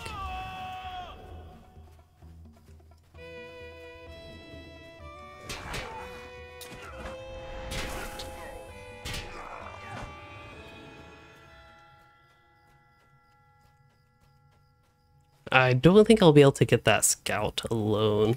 be ideal if I could just get that group of 3 all at once. There's another group of 3 back here, but I think that patrol runs between them. But if I can aggro them without aggroing the 4th and line of sight them here, then we should be safe enough. Just get the Defiler first. Whatever you do in LOTRO, don't do that. I have no idea what happened there, but don't do it. And second, kill the Defilers first. Now, what did happen there? Why did I just explode? Minor ranged attack? Did I just take normal damage? I'm really confused. What did all the damage to me? Because I see, like, normal hits.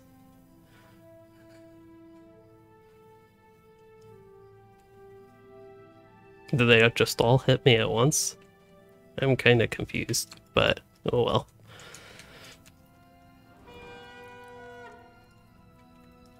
I think I can do a hope token again.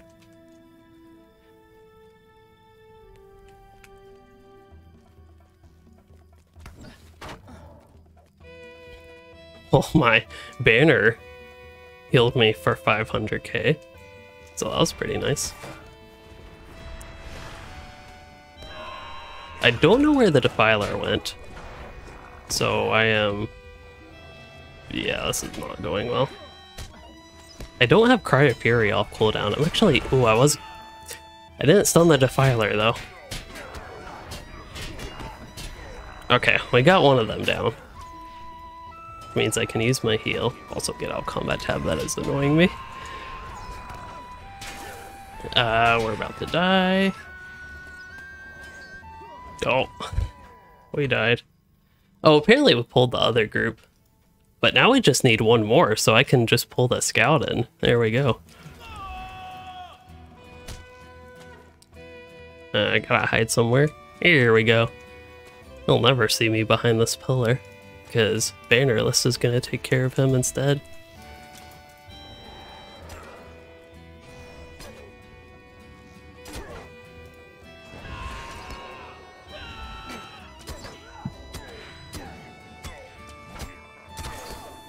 Oh yeah, I never equipped my level 140 gear, did I? Tusk. Look at all this physical mastery I could be having instead. That's almost 100,000 physical mastery. That's pretty crazy. So that's a big upgrade. And then if I really wanted survivability, again, I could go blue line and use my spear and shield. The problem is the spear has no tracery, so that'd probably be a very bad idea.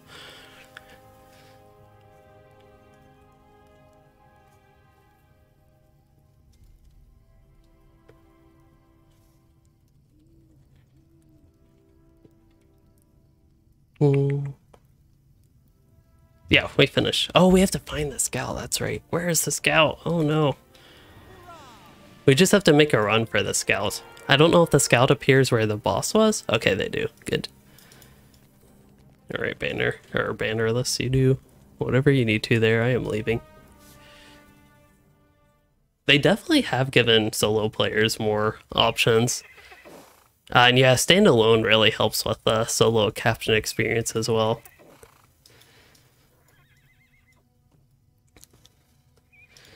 Yeah, let's see. My first solo delving. What do I get for it? I might save the mission quest turn-in for Umbar as well. Let's see. No gear. We got crafting materials. Alright then. I thought these were supposed to have like a 1 hour limited time, so you either had to choose to open it or get the delving writs, but it doesn't have a limited time, so I'll keep it. Save it for whichever I need it. Whichever I need. Over healing enjoyer. I need some heals though.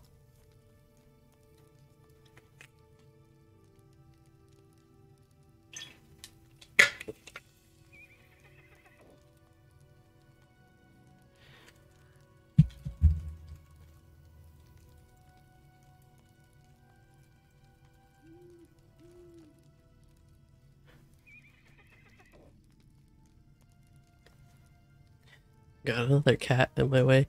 She was watching, who was it, the Hobbit that was running around?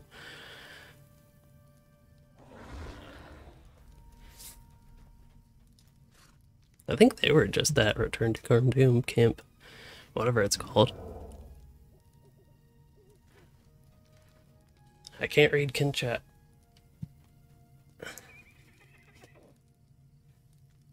There's a cat in my way.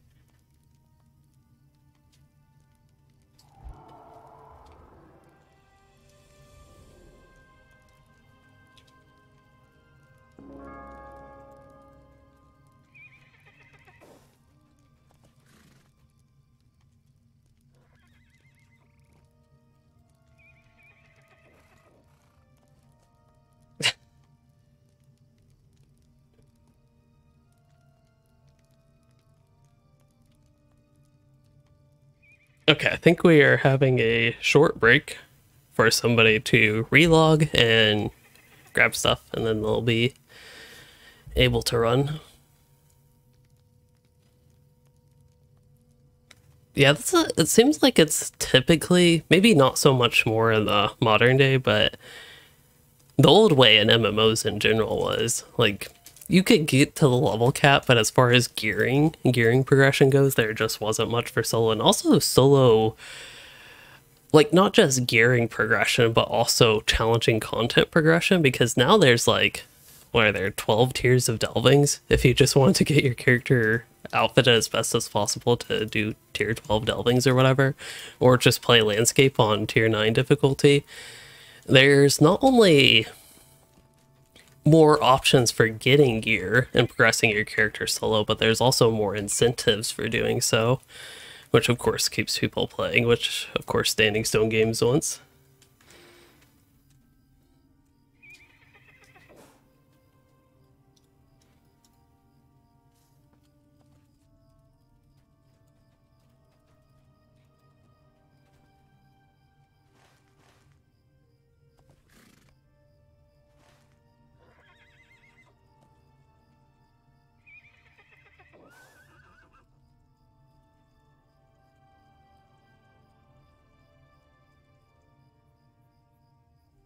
Yeah, probably not. I don't think 3 minutes is quite enough time. If I were on my Runekeeper or maybe Warden, could run, if it's a normal delving, like the previous one probably could have run that delving in 3 minutes on either the Warden or Runekeeper. Even though my Runekeeper is not well geared, Lightning is very, very good at the tier 7 delvings. He also has much better allies, so even if his gear isn't significantly better, he does have better pieces, but even if that's the case, the Runekeeper's allies are quite a bit better. Actually, they're not that much better. I forget this character has 120 traceries already, so he's not... Like, they're not good, but they're not terrible. They're only 1 level cap behind, rather than 2, which they'd be useless. They'd be inactive. This character did use a Valar. He got naturally to level 50 something, and then did a Valar from there to skip, in my opinion, the like most boring part of progression in LOTRO is from about level 75, 80-ish to basically the cap. That's not to say there aren't fun areas or I wouldn't have fun leveling a character there, but that's kind of where it just gets very slow progressing, the mid games. So that's usually at that point where I would start a new character of that class and Valar whatever that character is, if I were interested in that. There are of course exceptions, like I have my level 107 Guardian, who I have like 120 and 130 Valars just saved up from the somewhat recent giveaways. I have been hoarding them for quite a while now, but like I could use a Valar on that character, but I have not.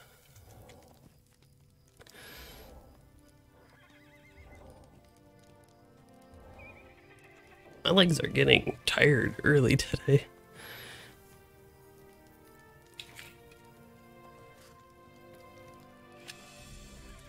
Last stream, I think I was just about done at this point. What was it, like an hour? It was a relatively short stream for me, hour and a half maybe, but I was like I don't know how obvious it was during the stream, but I was super tired during last stream towards the end. This one, it's just my legs that are tired. But yeah, I have a few characters that got to 120 naturally. And then Louisen, I think, was another that was 50-ish. Maybe he was like 40-ish, I think, when I valored him. And then Louis Din, I think, was a 120 Valor. Yeah, he's the one I just said. And then my Warden, I did naturally level to 140. I have a few that are in the 120-ish range that were naturally leveled, but that's, they're at 120 because that's when Anor launched and I switched over to Anor. Otherwise, those would be, especially with recent changes to the LI system and, of course, Clash Trade points, perhaps the bigger one.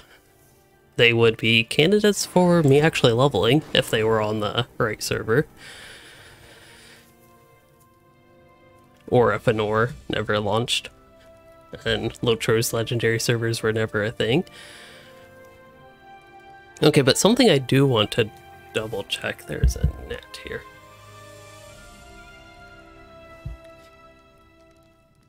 That the cat is not interested in. She's more excited to see the bears and such running on the screen.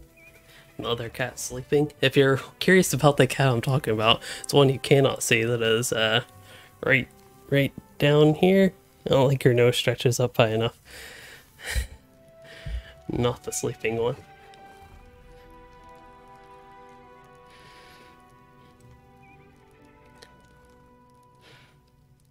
She just likes watching all the moving characters. The horse right now has her attention.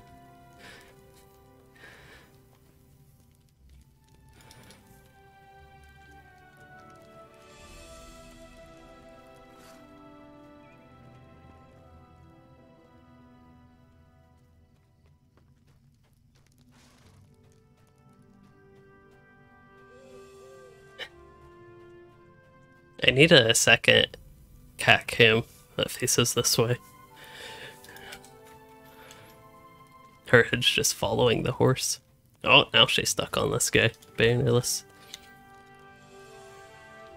I should probably go back to Sarkborn though. And then if we're running the 3-man, I can go ahead and turn on landscape difficulty for the increased virtue XP, so instead of sitting here doing nothing, I will do that. And again, I need to actually look at the 140 gear. I have some, it's bad 140 gear, but it is 140 gear that is, that's an upgrade, although I lose finesse. Oh, it's better than the other one, but I need finesse on this character. He's 8.7%. I've never had a character with such little finesse. This is crazy.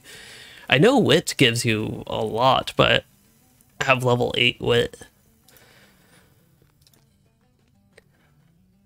Finesse is like, it's a very easy stat to get capped in my experience. Again, this character very much so contrasting that, but yeah, it's a very easy stat, but very important stat to get capped. Okay, I don't need this Burnished Warrior's armor. I can sell that, and then Matham Hunter's pants I can sell the old shield that I never even equipped. Halberd Longbite, unless I like the cosmetic. It's a somewhat neat cosmetic, but I don't like it too much. Maybe I'll keep it though, just for the cosmetic. Anyway, and then boots here. Yeah, those will be, there's some finesse. I don't know if those will save my finesse, but I'm up to over 10%. I got double digits for finesse, so that's good. Okay, I was going to landscape difficulty. I think we passed that guy. Then we'll go ahead and, very randomly, gonna go ahead and equip these. Oh yeah, you can right click them, I forgot about that. And then if I actually want a weapon aura, which I know does not work with throwing sword because, I don't know, throwing sword's OP or something. Actually, it's because it already has a fire glow, so I just don't think their weapon glows work with a weapon that already has a natural glow. I'm guessing is how that works. Oh, and we still have the Hobbit gifts. I've been looking at that all day, meaning to open it. But there we go. We got... Okay, that's actually a pretty good one. 5% max morale and power. I can add that to my horde of probably... I don't know if these ones I have 50 of, but I think I have over 50 of the attack damage ones.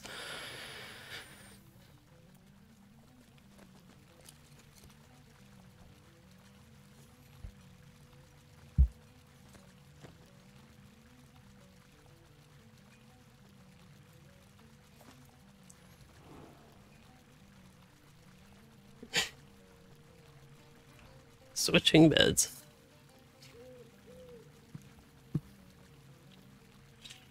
Now when Piper goes back to nap time, she's gonna see her preferred bed is taken. And she's either going to try to steal it, or I don't know what.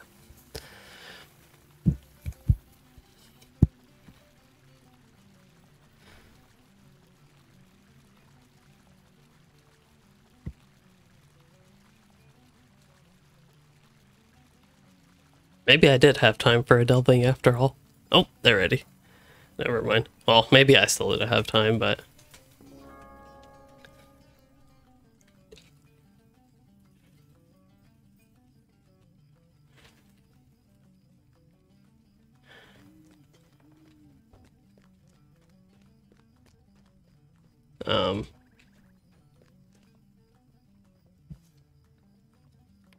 Oh, I don't have fellowship chat enabled? That would be why that is not displaying. I was about to type the same thing again, or I was just assuming that...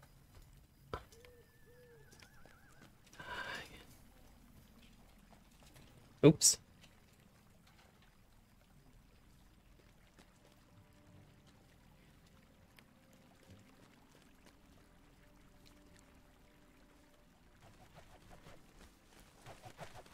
Yeah, we can start tier 1.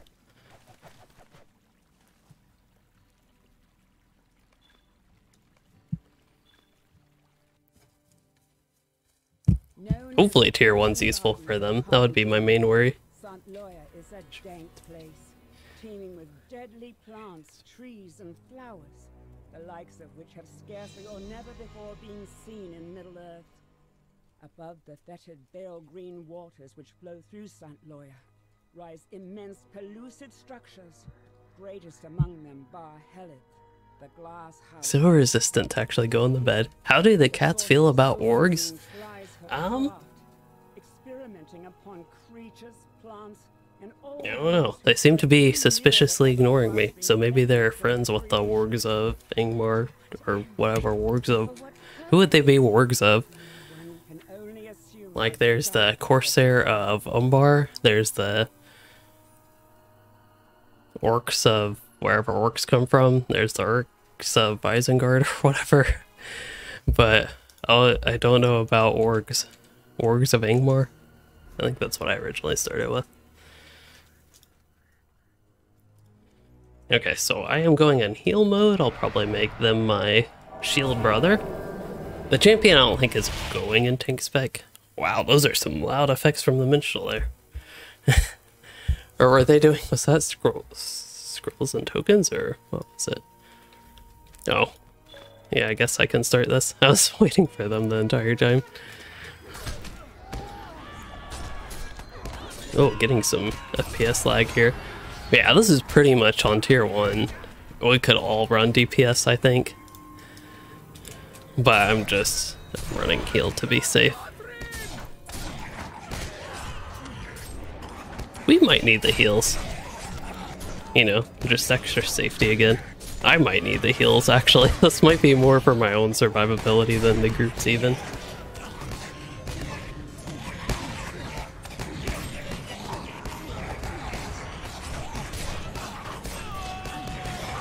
I wonder how terrible my DPS is. Like, if it's not that bad in Blue Line.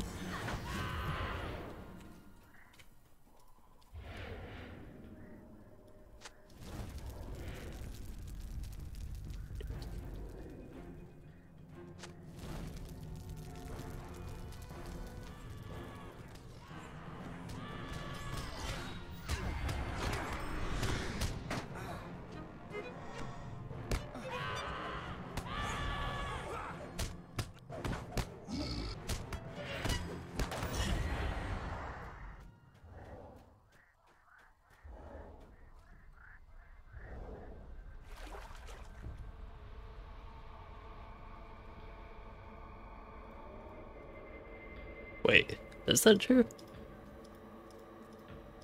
Hold up. There we go. Okay, I got him.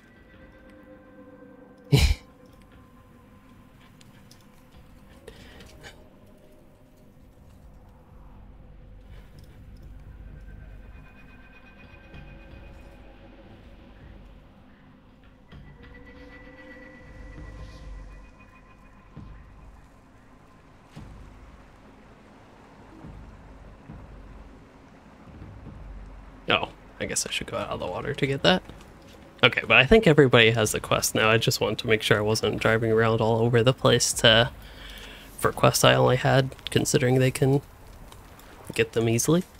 And you can share them, which is very convenient for people that maybe didn't travel to the Bale Avark, I think that's the name of the camp, before running here.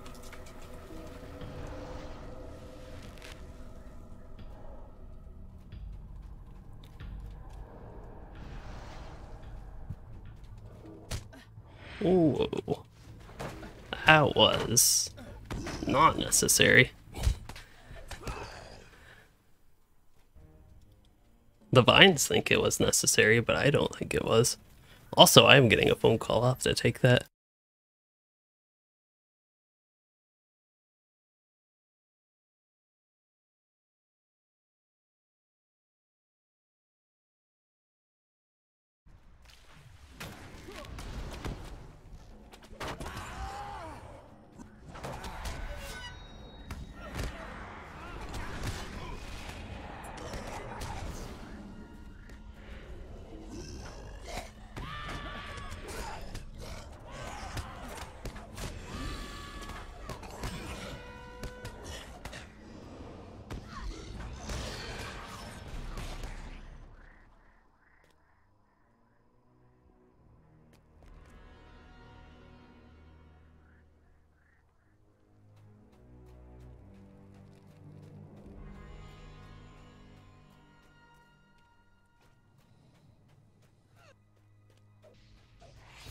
You came. I admit I did not actually expect you to.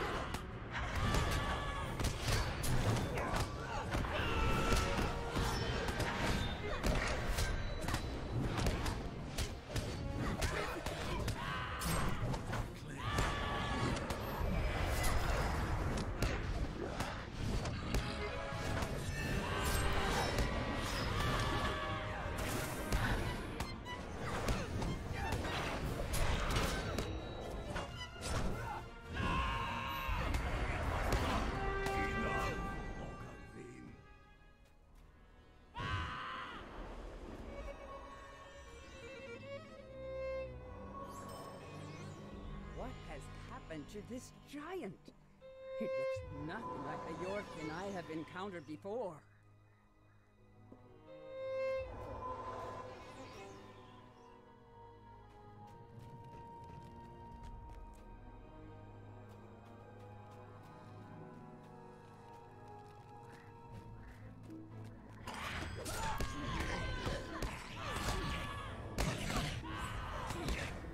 Okay, I am on the boat finally. I could hardly understand what was going on. But anyway, Toxic Firewolf, you had a question about people using two-handed swords with Captain. And actually, I talked about this in a recent stream on this character, where I spent the first, I don't know, maybe 10-15 minutes testing different weapons. In particular, the animations is what I was interested in. And what you are wondering is, they provide the same bonus, but you see a lot of them using two-handed swords. And why is that? First, I don't actually remember if this applies. I think there's something for halberd damage as like an inherent class thing. So let's see, where would this be? That would be in passives over here. So if we just search halberd, that should pop up. So improved halberd training, 5% halberd damage. And then if you are a race with a weapon bonus, like high elves, you can get bonus sword damage. So yes, in that case, it would be equal between the two weapon types.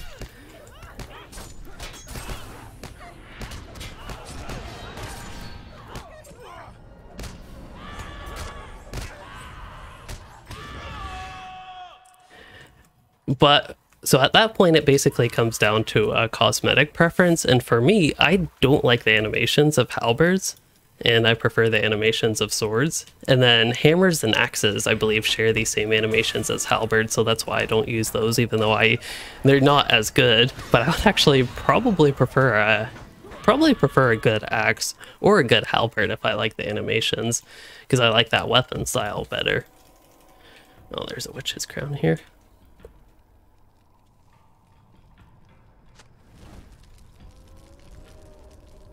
I don't know if we're getting that one. Maybe not.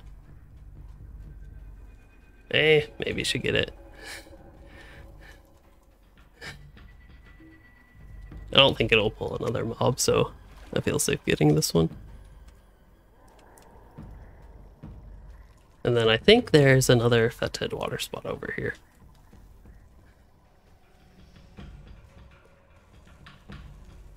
But yeah, at that point, that's pretty much it. And it seems like I also run into very few captains that actually use a halberd over a sword.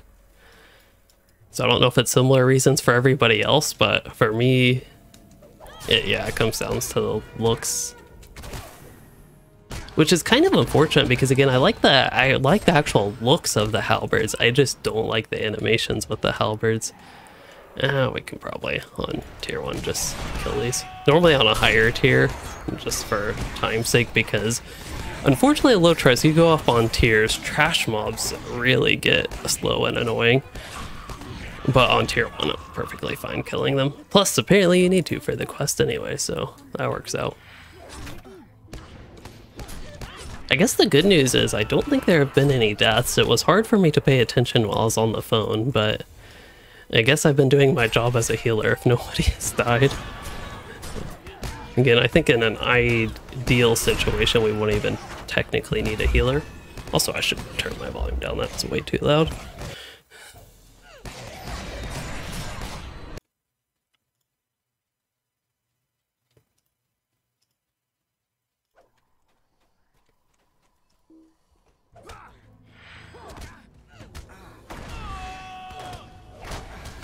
But yeah, I wouldn't need a healer, but would have both the minstrel and captain, myself, have the option of using some heals if needed, is what I mean by not needing healer. But not needing a dedicated healer, maybe. But again, the healing, it seems like the person who needs it most is just me anyway.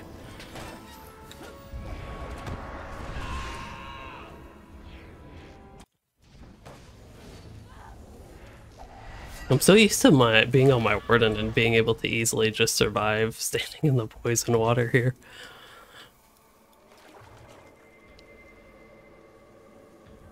Festerfowl is back here. Can I get it from here? I can. It's a very realistic game with that.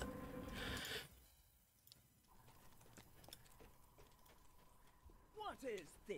How dare you interrupt my And now, work? we get another boss speech.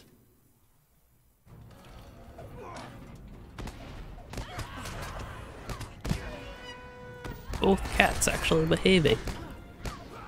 It's kind of crazy.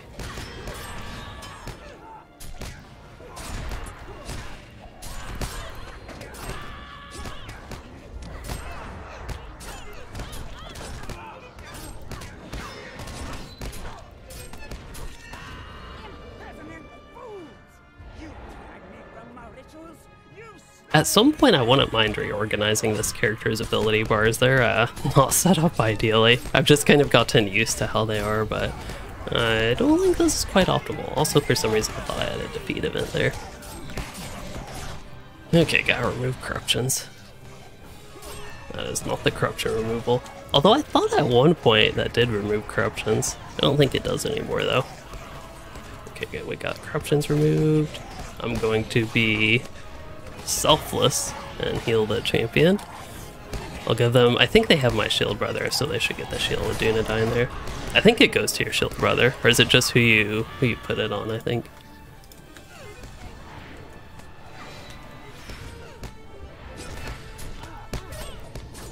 I'm not used to actually healing in an instant situation like this, where I might actually have to heal one target though like that, kind of rapidly. It's kind of neat.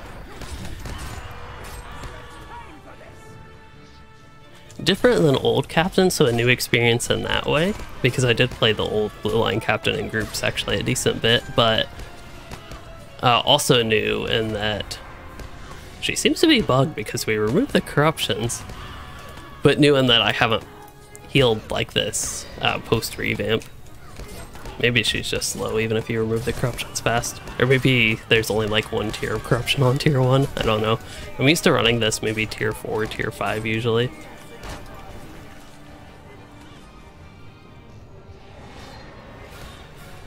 I know the venom caps on those higher tiers are pretty infamous for one-shotting, so good to stay away from those.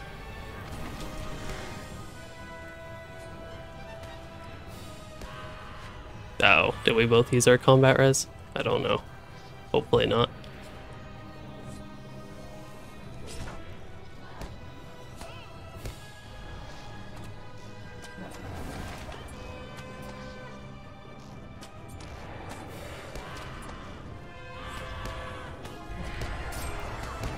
So I'll try to save, reform the lines for the next big ad wave.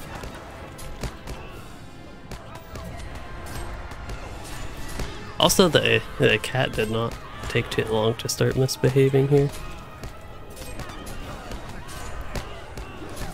Yes, this one. I'll use that proactively.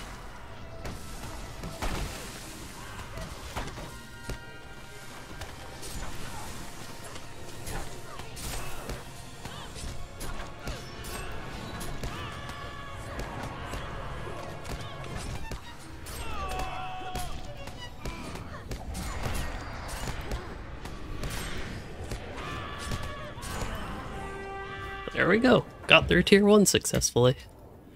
I greet you with joy, Southern. The things she planned for me. words alone cannot. Where's the chest? Hiding on the other side. Foul place. Alright, hopefully get some gear. I got an essence box. That's unfortunate.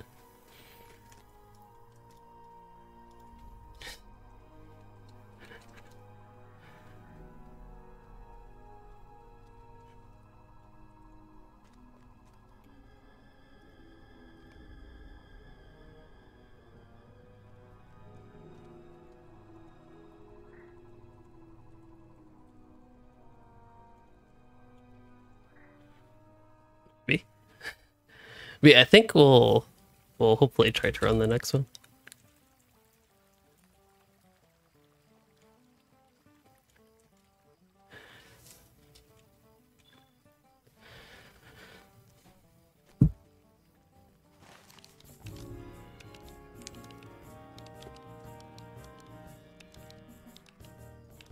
I almost crashed that party. Took a while for all them to load in. Oh, Virtue XP, did I enable landscape difficulty? I did, good. So now I get my 5% bonus XP, Virtue XP. We're not losing any Virtue XP anymore.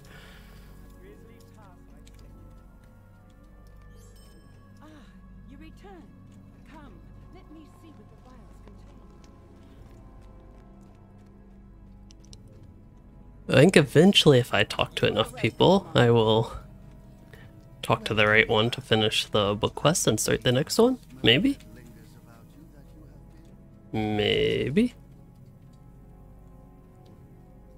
Ingmar Reborn, Chapter 2. Remedies for Oh, we have to go to Tharaskar next. Did I do these out of order? Because I thought I was always Santh Lower. I don't know. Already. Wait. Wrong already. Already. Ready. So this one is Tharaskar.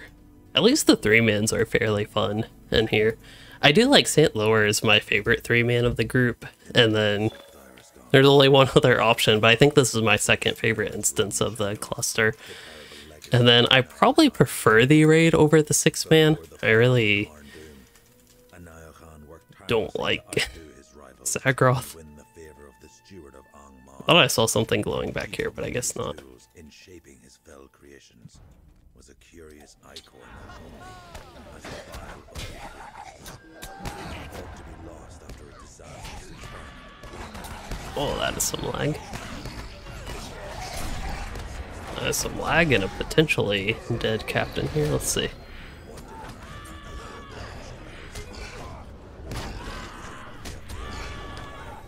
I'm still used to whatever this is.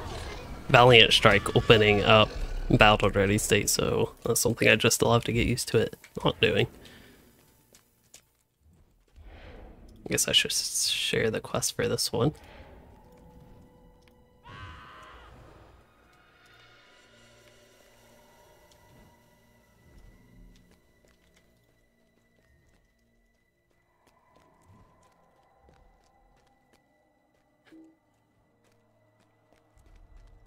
Is it downstairs? It must be.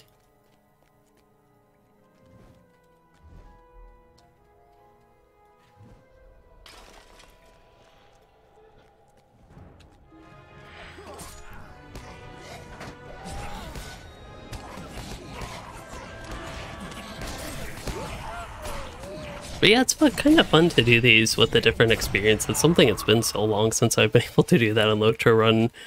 Instead of running the same instances over and over again on the same class, running the same instances over and over again on different characters.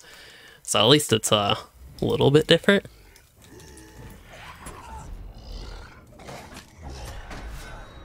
And fun to get some Blue Line Captain gameplay here and actually doing somewhat proper necessary healing.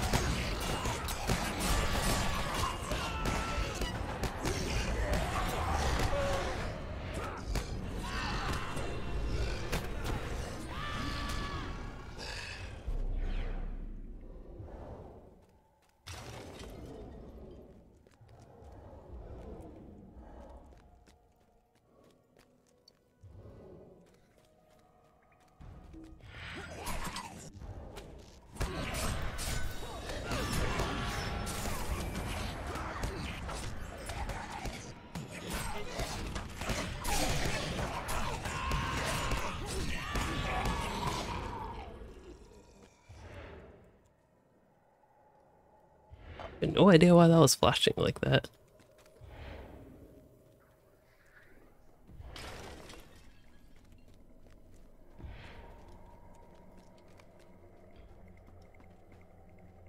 I almost missed that jump.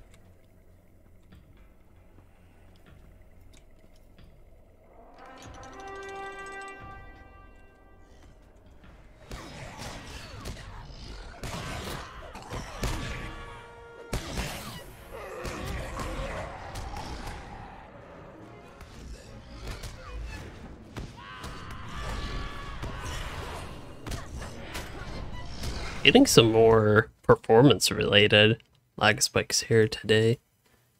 I don't know if it's just all the stuff going on, but let's see. Set the LOTRO tire, CPU priority, and task manager. That might help with those.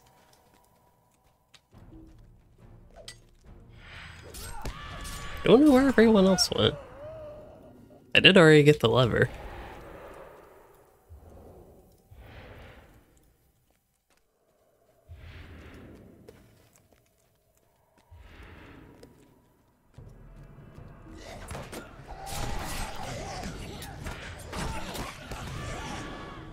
I'm also used to running this on my Warden where I can pull everything on this floor all at once and never really have to worry about danger. That is on the lower tiers, not necessarily the tier 4, tier 5 runs.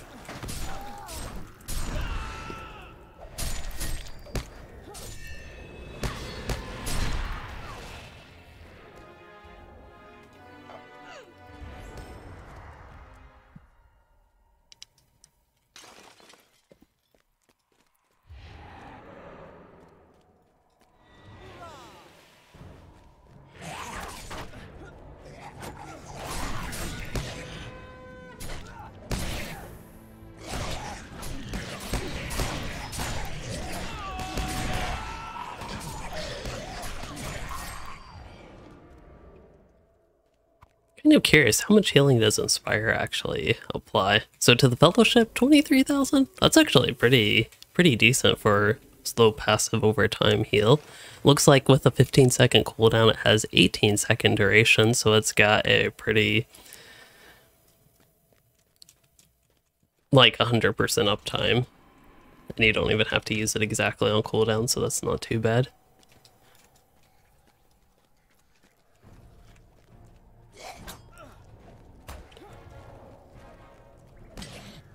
Alright, usually a lot more seem to fall. There we go. Oh, maybe didn't want all these, but now I can't see. But I think if I keep my healing up, we should be able to get through this. So I'll go ahead and use my mark.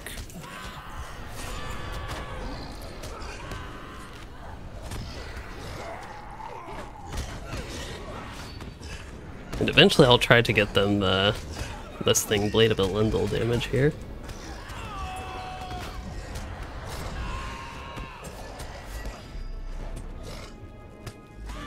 Yeah, good CPU does not help with server lag. That is for sure.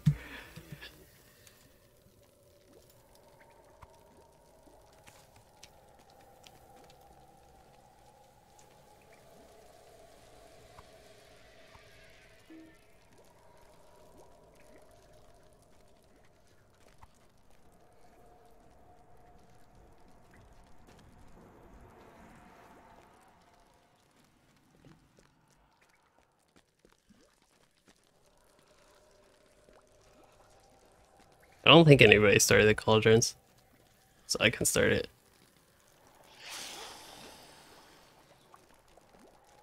I wonder if they ever fix this, because I believe that there was a period where the proper combinations wouldn't actually work. Is it just me, or are we going in a circle for this one?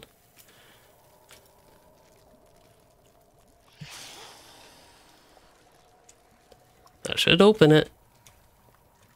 But nope, it's still bugged.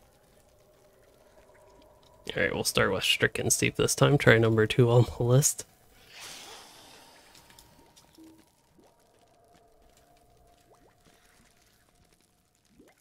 Which one was War? This one?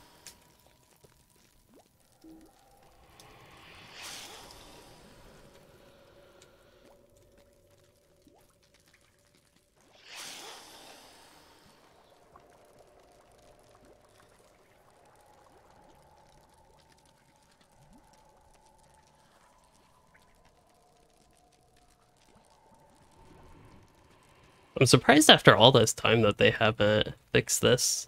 I also believe that other people saw that there was maybe a different mark for which one it actually was.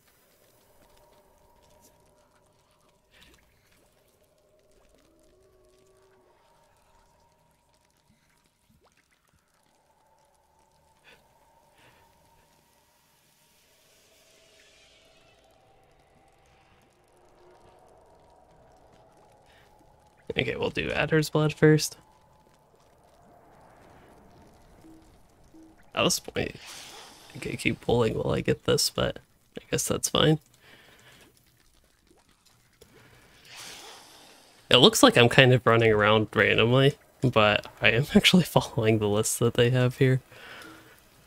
It's just it's supposed to be the gate will accept any of the following orders, yet it does not. Usually I believe they're supposed to be, or the bugged version is that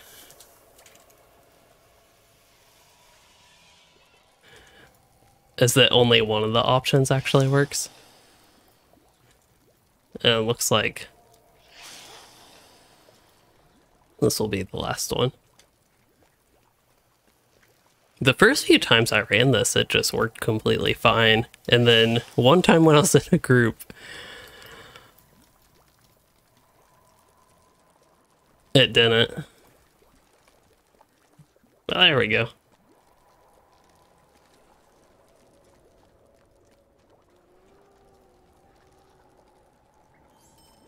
And I did get gear this time. It's more blue line friendly gear, but again, I'm open to anything for this character.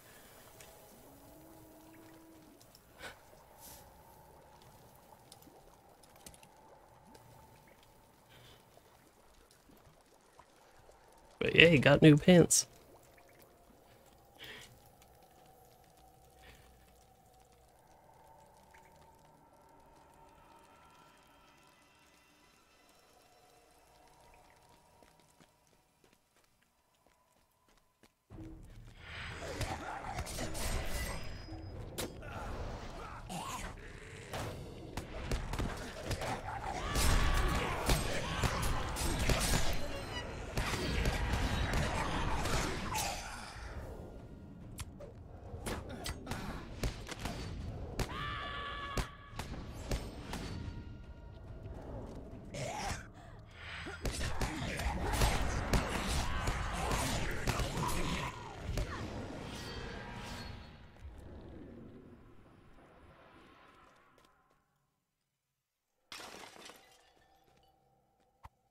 This is also good for reward track XP. I think I mentioned earlier today that like that's something I just usually don't do content that's necessarily the best for reward track XP, but if you do the daily quests, it's something that does indeed add up for some reward track XP with these. One of the biggest things I would hope that they eventually change with the reward track is let you contribute to it below level. Well, before you get your allies, I should say, below level 50, basically. Oh, a couple goblins snuck in here.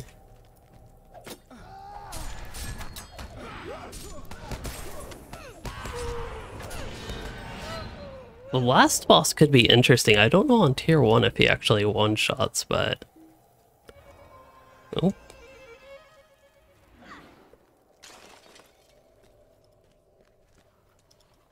Now that one might provide some interesting healing opportunities.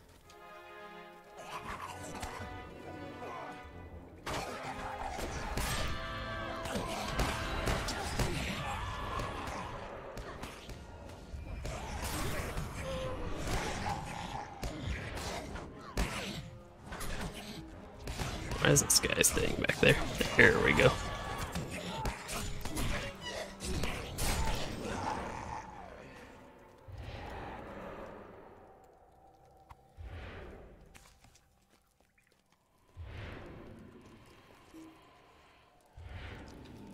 Those pants, they actually kind of look like Karn Doom pants, but boy do they not go with the rest of my outfit.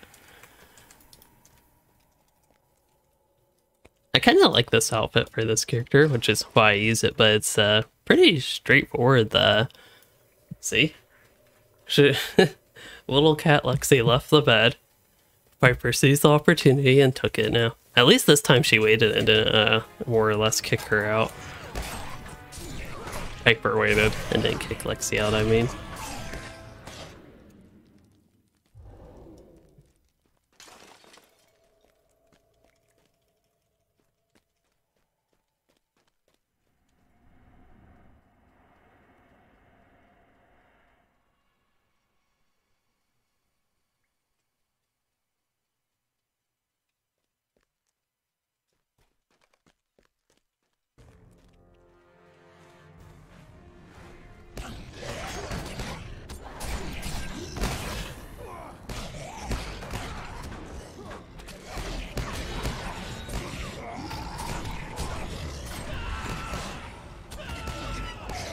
attention to everybody's health.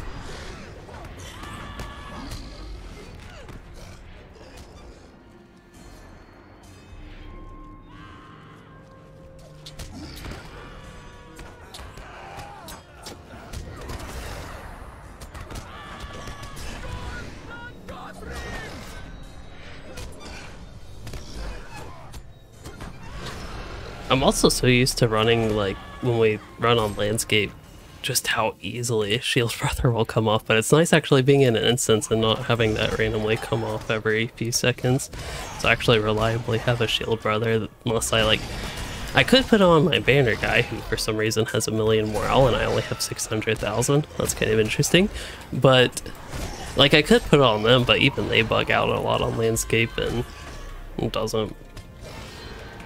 Not the most reliable thing to stay on. So it's nice actually being in a more contained, confined setting where it works.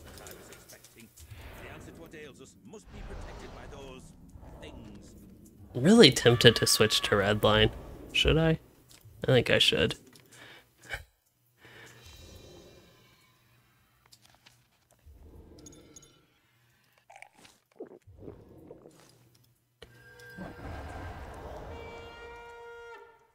I still have some heals. Inspire doesn't heal anymore, so that's kind of unfortunate, but I still do indeed have some heals. And I still have my in-combat res, so we'll try this. Might as well experiment at some point. I'll go ahead and proactively put the long hot on.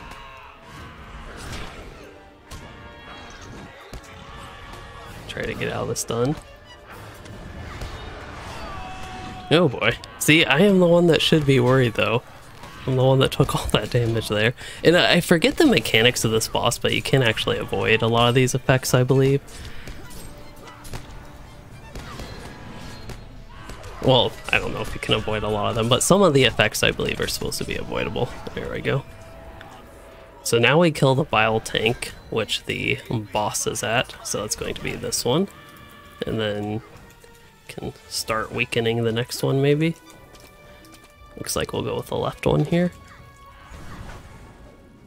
I think with the champion, especially if they're in red line, I really like the sparkler weapons on the champion, but if they're in red line, I should really help with getting this down quick.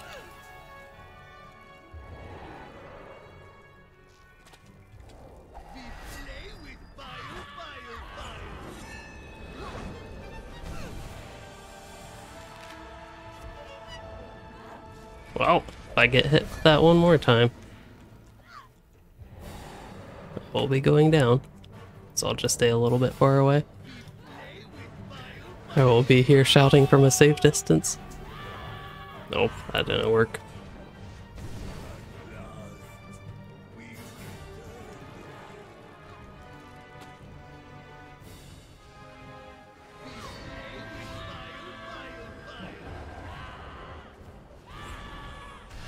Oh, we're still attacking it. Actually, I did not know that.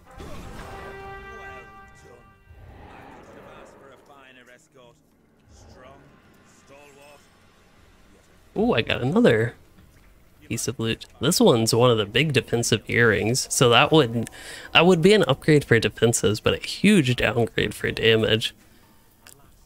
I don't think that's something my warden would want. That would be kind of awkward if I actually got something that'd be useful for my warden. Also, one second. I knew I smelled something fishy from him. Whatever he took from here, I'm afraid it may have severe consequences in the future. What is done is done. We shall make preparations.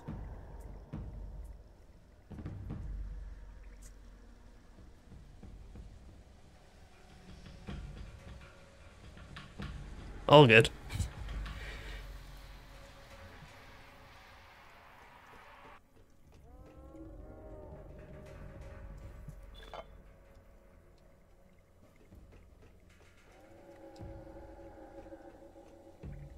I need one more research note.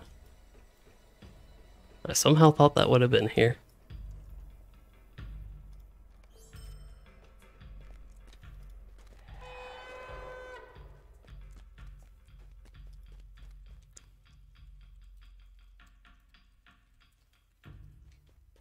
Tome of the... what? Tome of the Twilight Firefly.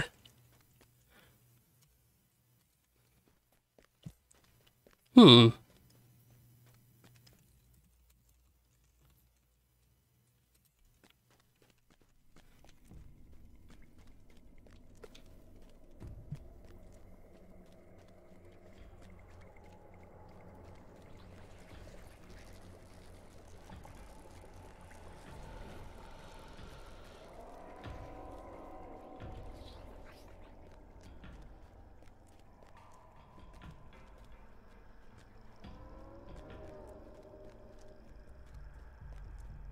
There's a vial. That one's actually on the right side. I thought I got that one.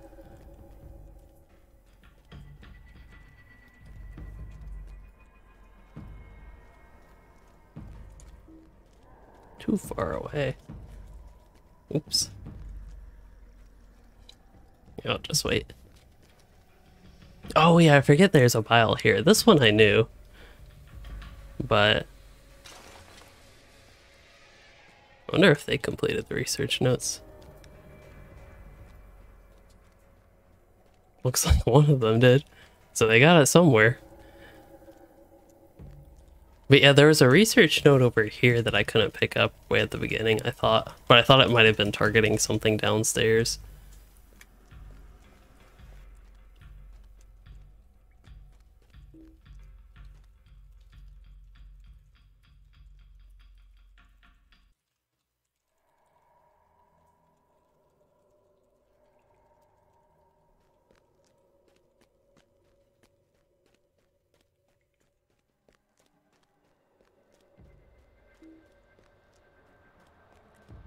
So that would be downstairs then. Unfortunately I can't jump down, but downstairs and back that way.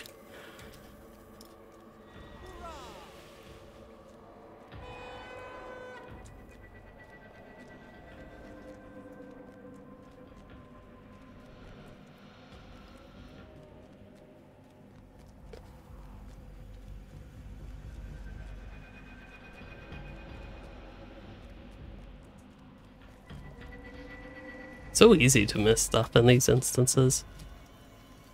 I believe this one would be odds on the other side.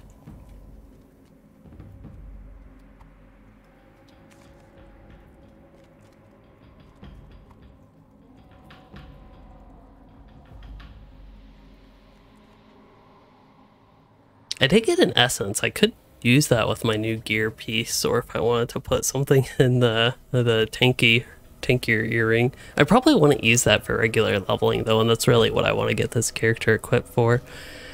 So I think given that, I wouldn't mind using one of maybe my old essences and save my good essence box for, although these are just the regular purple ones, but save the better ones for my warden. Go ahead and use my not as good ones for this character. So what do we want? Probably physical mastery out of those.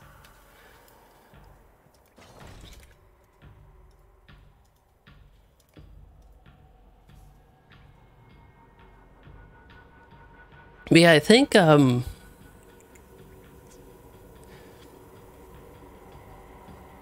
don't know. I feel like that's probably good for 3 minutes for me for the day. We'll go ahead and get these turned in. But that is probably just about all I have in me, unless they do want to run the...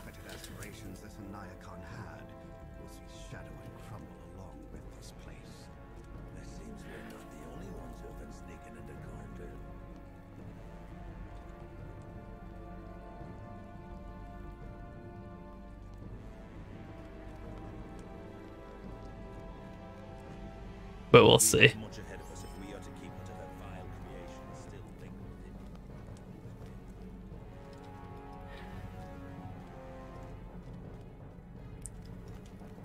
You wish to hear the tale, eh?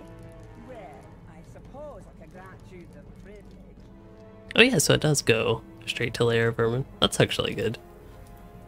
For the book quest, so it does mean that I don't think I actually missed anything. For some reason I was thinking the chapters you had to do like a new story part before each instance.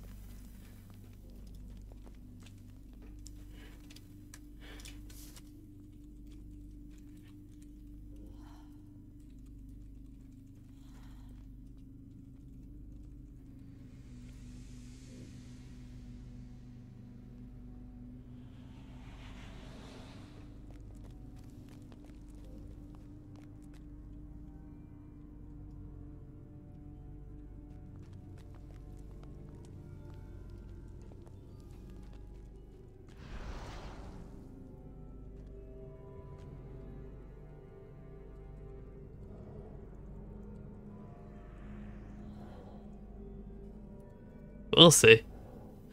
The slow part of trying to decide if you actually want to run more instances or not. But I feel like for a group of 3, I don't think... Yeah, there's a lower level character on right now, and I don't think we'd have the numbers to actually run Zagroth in 6-man version.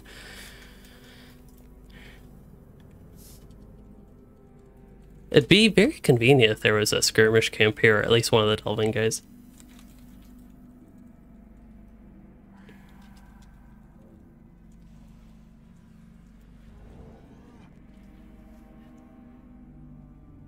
I think Lalia's Market would be the easiest.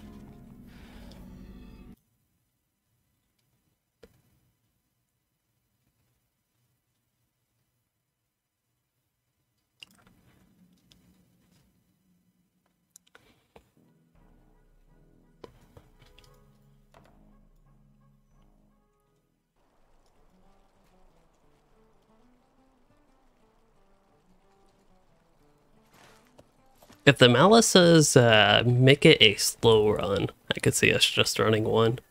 But hopefully the Malices won't be too bad and we can run more than one.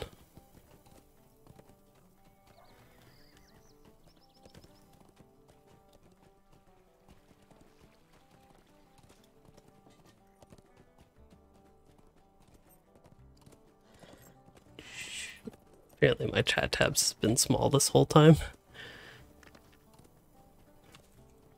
Ooh, wait. I was a zoom-in war stage for a second there. Oh yeah, I already had the quest. I forgot about that. Oops, my bad. Oh well. School typically is going to be the easiest one, I think. The school at Thom Mirdine was once a pinnacle of learning during the age of the Noldor, but it has now Both in fallen here, into yep. disrepair and is Tier overrun 7. by the minions of Saruman, who seeks I'm not even sure any other tier greater delvings exist, but I absolutely love that it's tier 7 as like the standard, basically. Oh, I'll go back to blue.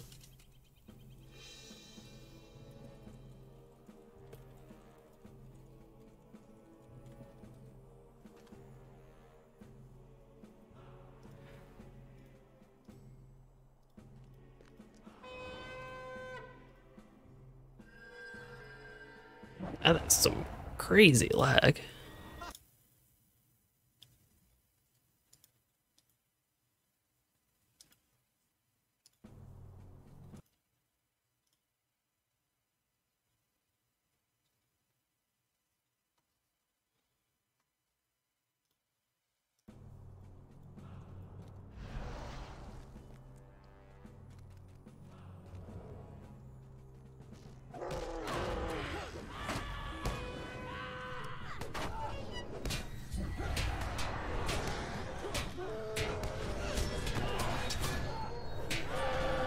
Heal and stun puddle is what I can see.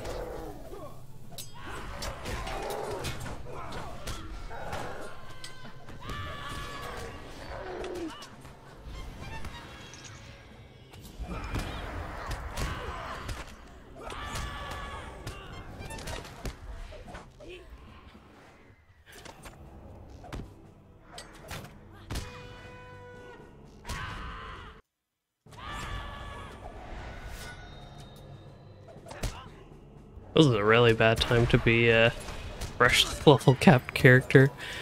And also a little bit slow to action here on my captain, but at least it's not the really bad Malices that we had. I know we've had a couple really bad ones recently, but fortunately it's not those. I think the stun puddle might be the kind of the worst one out of them. They do have the enrage, but if we remove the corruption and they die relatively quickly, we should be good with that. Okay, let me make her my shield brother. I'll go ahead and give her a strong buff. We're going to avoid deaths this time. But I actually forget, if you stay in the puddle and don't move, I believe you don't get stunned. Is that correct? but then once you move, or if you move into it from out of it, maybe that's when you get stunned. It's been a while since I've actually really messed around with testing that. Usually I obviously try to avoid the puddle, but it's kind of hard in tight corners like this, so that might be the play, to just not move, or maybe not move into it. First pull's always the toughest, though. We'll start with a banner here. Here, if I had a taunt, I feel like that's the one thing really missing here. I guess there's one way to test if I ran into that puddle if I'd get stunned. Actually, I still have stun immunity, so I don't know. Well, we'll find out. Did not get stunned there. Did not get stunned running into this one either.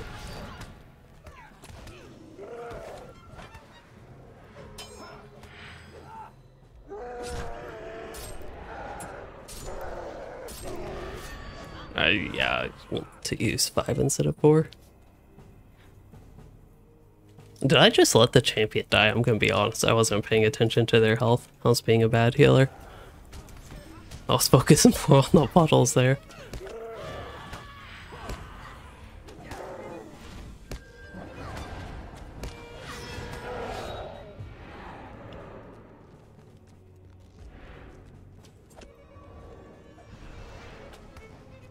Oh no, we pulled the side groups.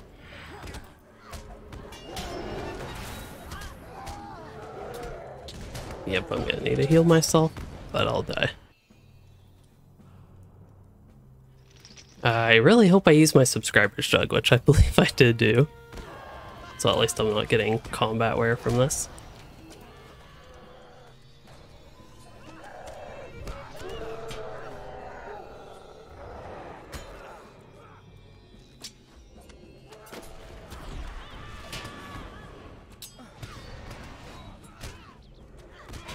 Trying to get one of my good heal over times off, but I cannot at this point. The captain... Okay, they are in range. I can heal them at least. We'll reform the lines. We're gonna make progress here. I'm even gonna use a hope token if I can find it. I'm so confident here. Except I'm stunned.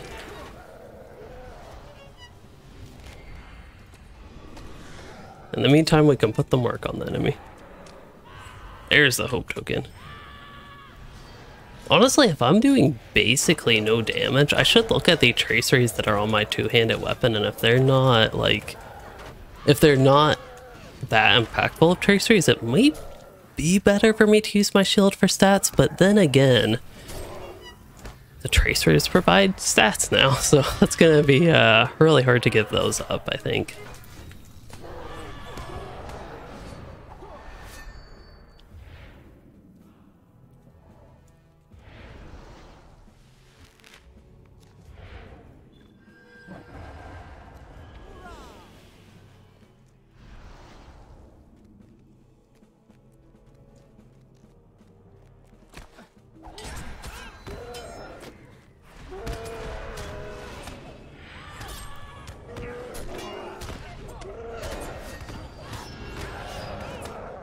I got a big heal from something. Oh, maybe it was my Herald. Flagman actually saved me there.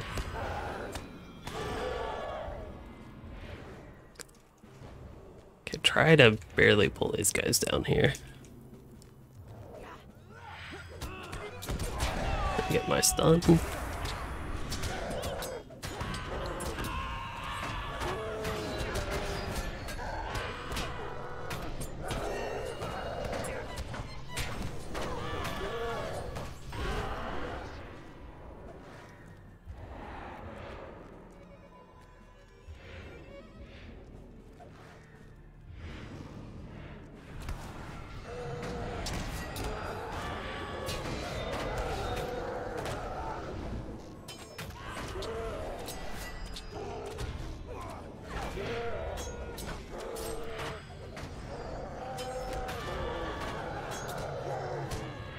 And stuff, and I'm gonna go ahead and activate shield for them.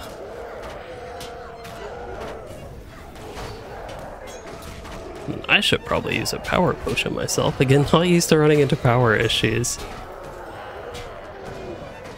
That seemed to do nothing. Did it? It actually went through, but it seems to have done nothing.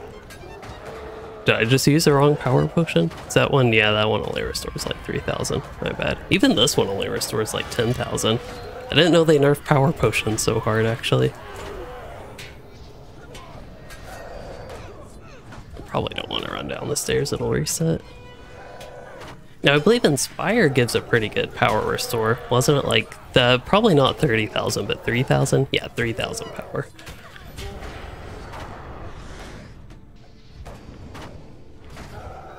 Yeah, that actually gives some decent power. The one fellowship maneuver that's still worth using.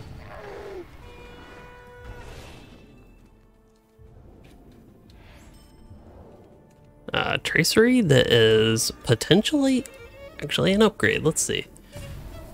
Ascendant Light though. I don't know.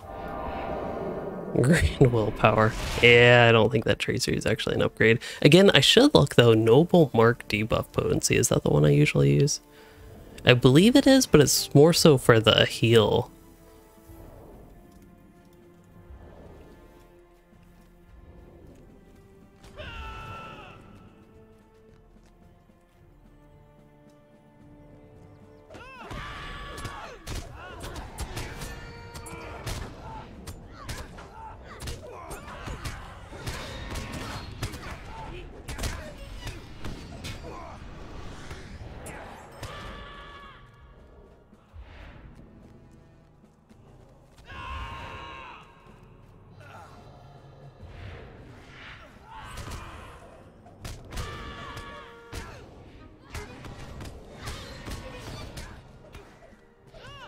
So we can fight them up here.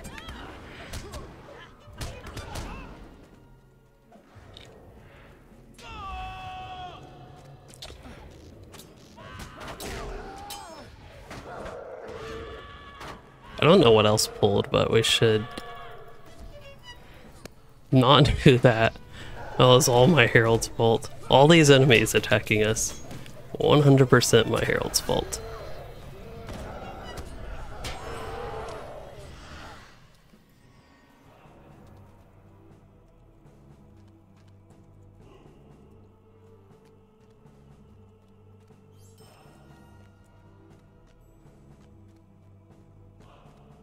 Where's my horn? Here it is.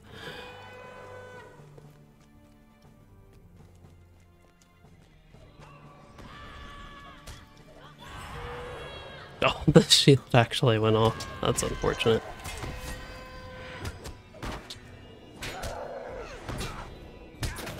Surprised that Minstrel survived so long. That was pretty good.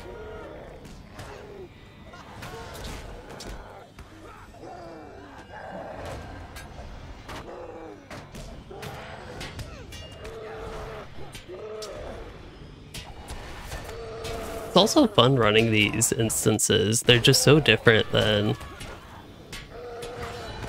like the normal experience before the delvings. It does at least add something a bit different. Makes them progress more like normal instances, oops, rather than complete cakewalks. Like here, normally in these instances you just pull like straight to the bosses and don't really have to worry about anything, but like even in a regular easy mob fight like that, you actually have to pay attention to things and not just talk about how easy it normally is outside of the delving. Probably use a hope token.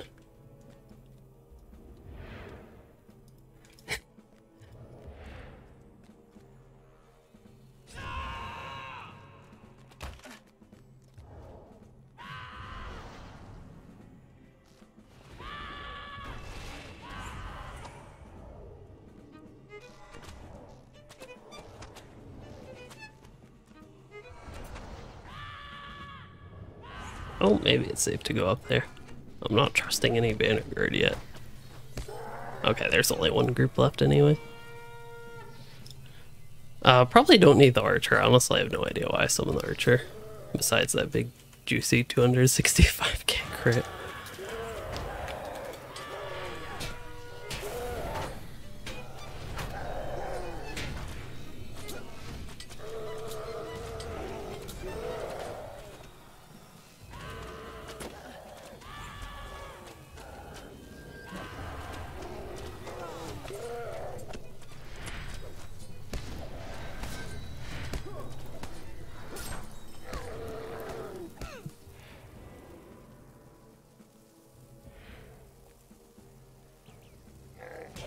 Oh, this character apparently still needs the multi-ledger. I'm kind of surprised because I got him, like, I was running a lot of instances, ran all the Ingmar instances I know, and just quite a bit in general while leveling up even in the 50s.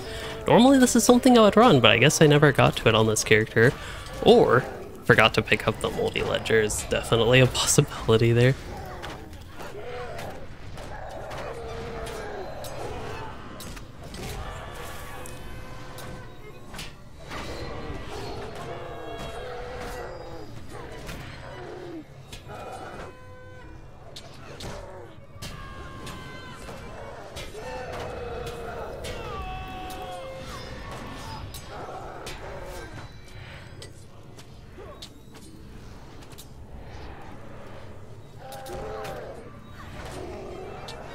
Oops. Using abilities out of order again. The stun could actually make this fight extra bad when he does his melee thing.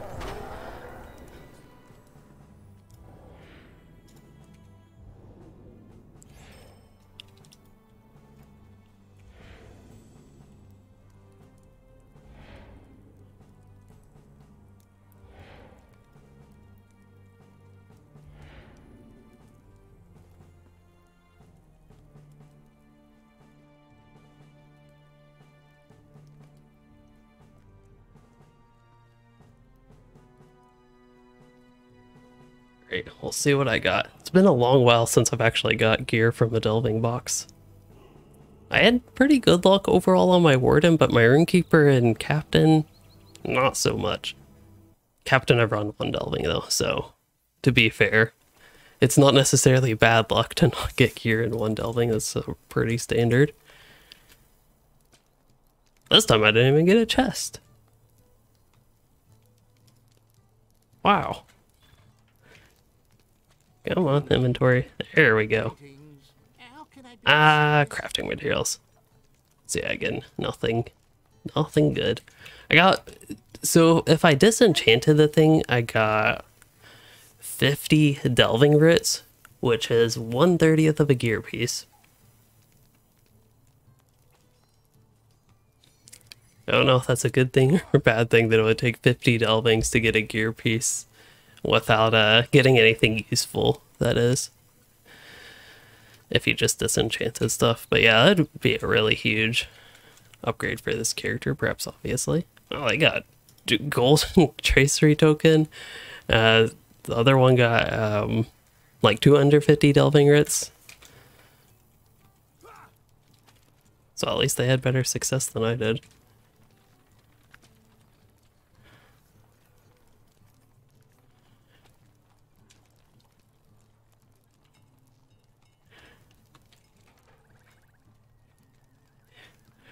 I'll see if they want to do library or stop here. I still actually have to cook some food tonight, but that can mostly be cooked while I'm taking a shower before bed.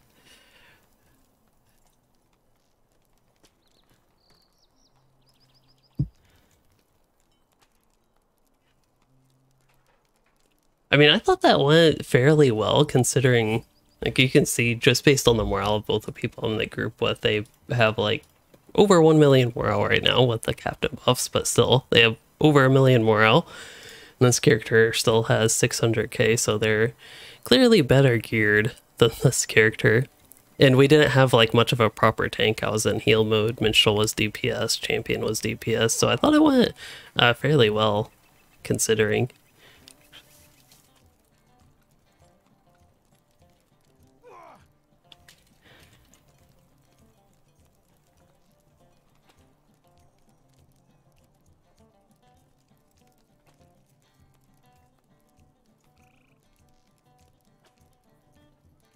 But yeah, I think this will be a good point to wrap up.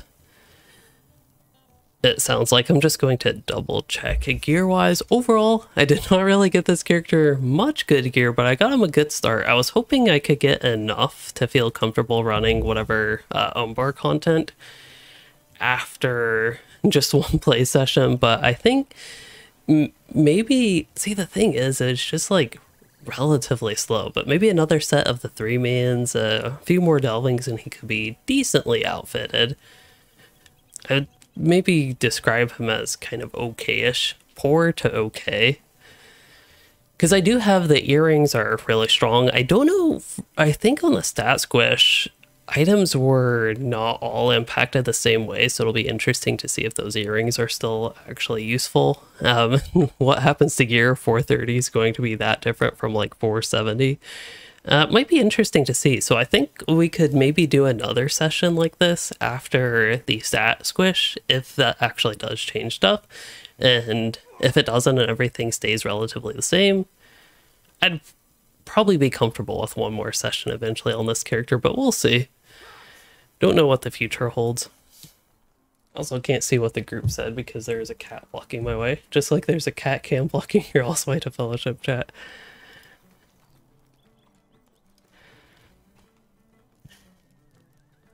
But yeah, I think I'll go ahead and wrap up the stream. I hope you all enjoyed all the perhaps a little bit different content, getting back to maybe just running some regular endgame type stuff that I would normally run, but more in the starting perspective for this character, and doing it on Captain, a class I don't normally play, and at the very beginning, actually leveling him to 140. Quite enjoyable, even if I am tired right now. But if you all did enjoy, don't forget to like and subscribe for more, and thanks for joining, chatting, and watching, everyone.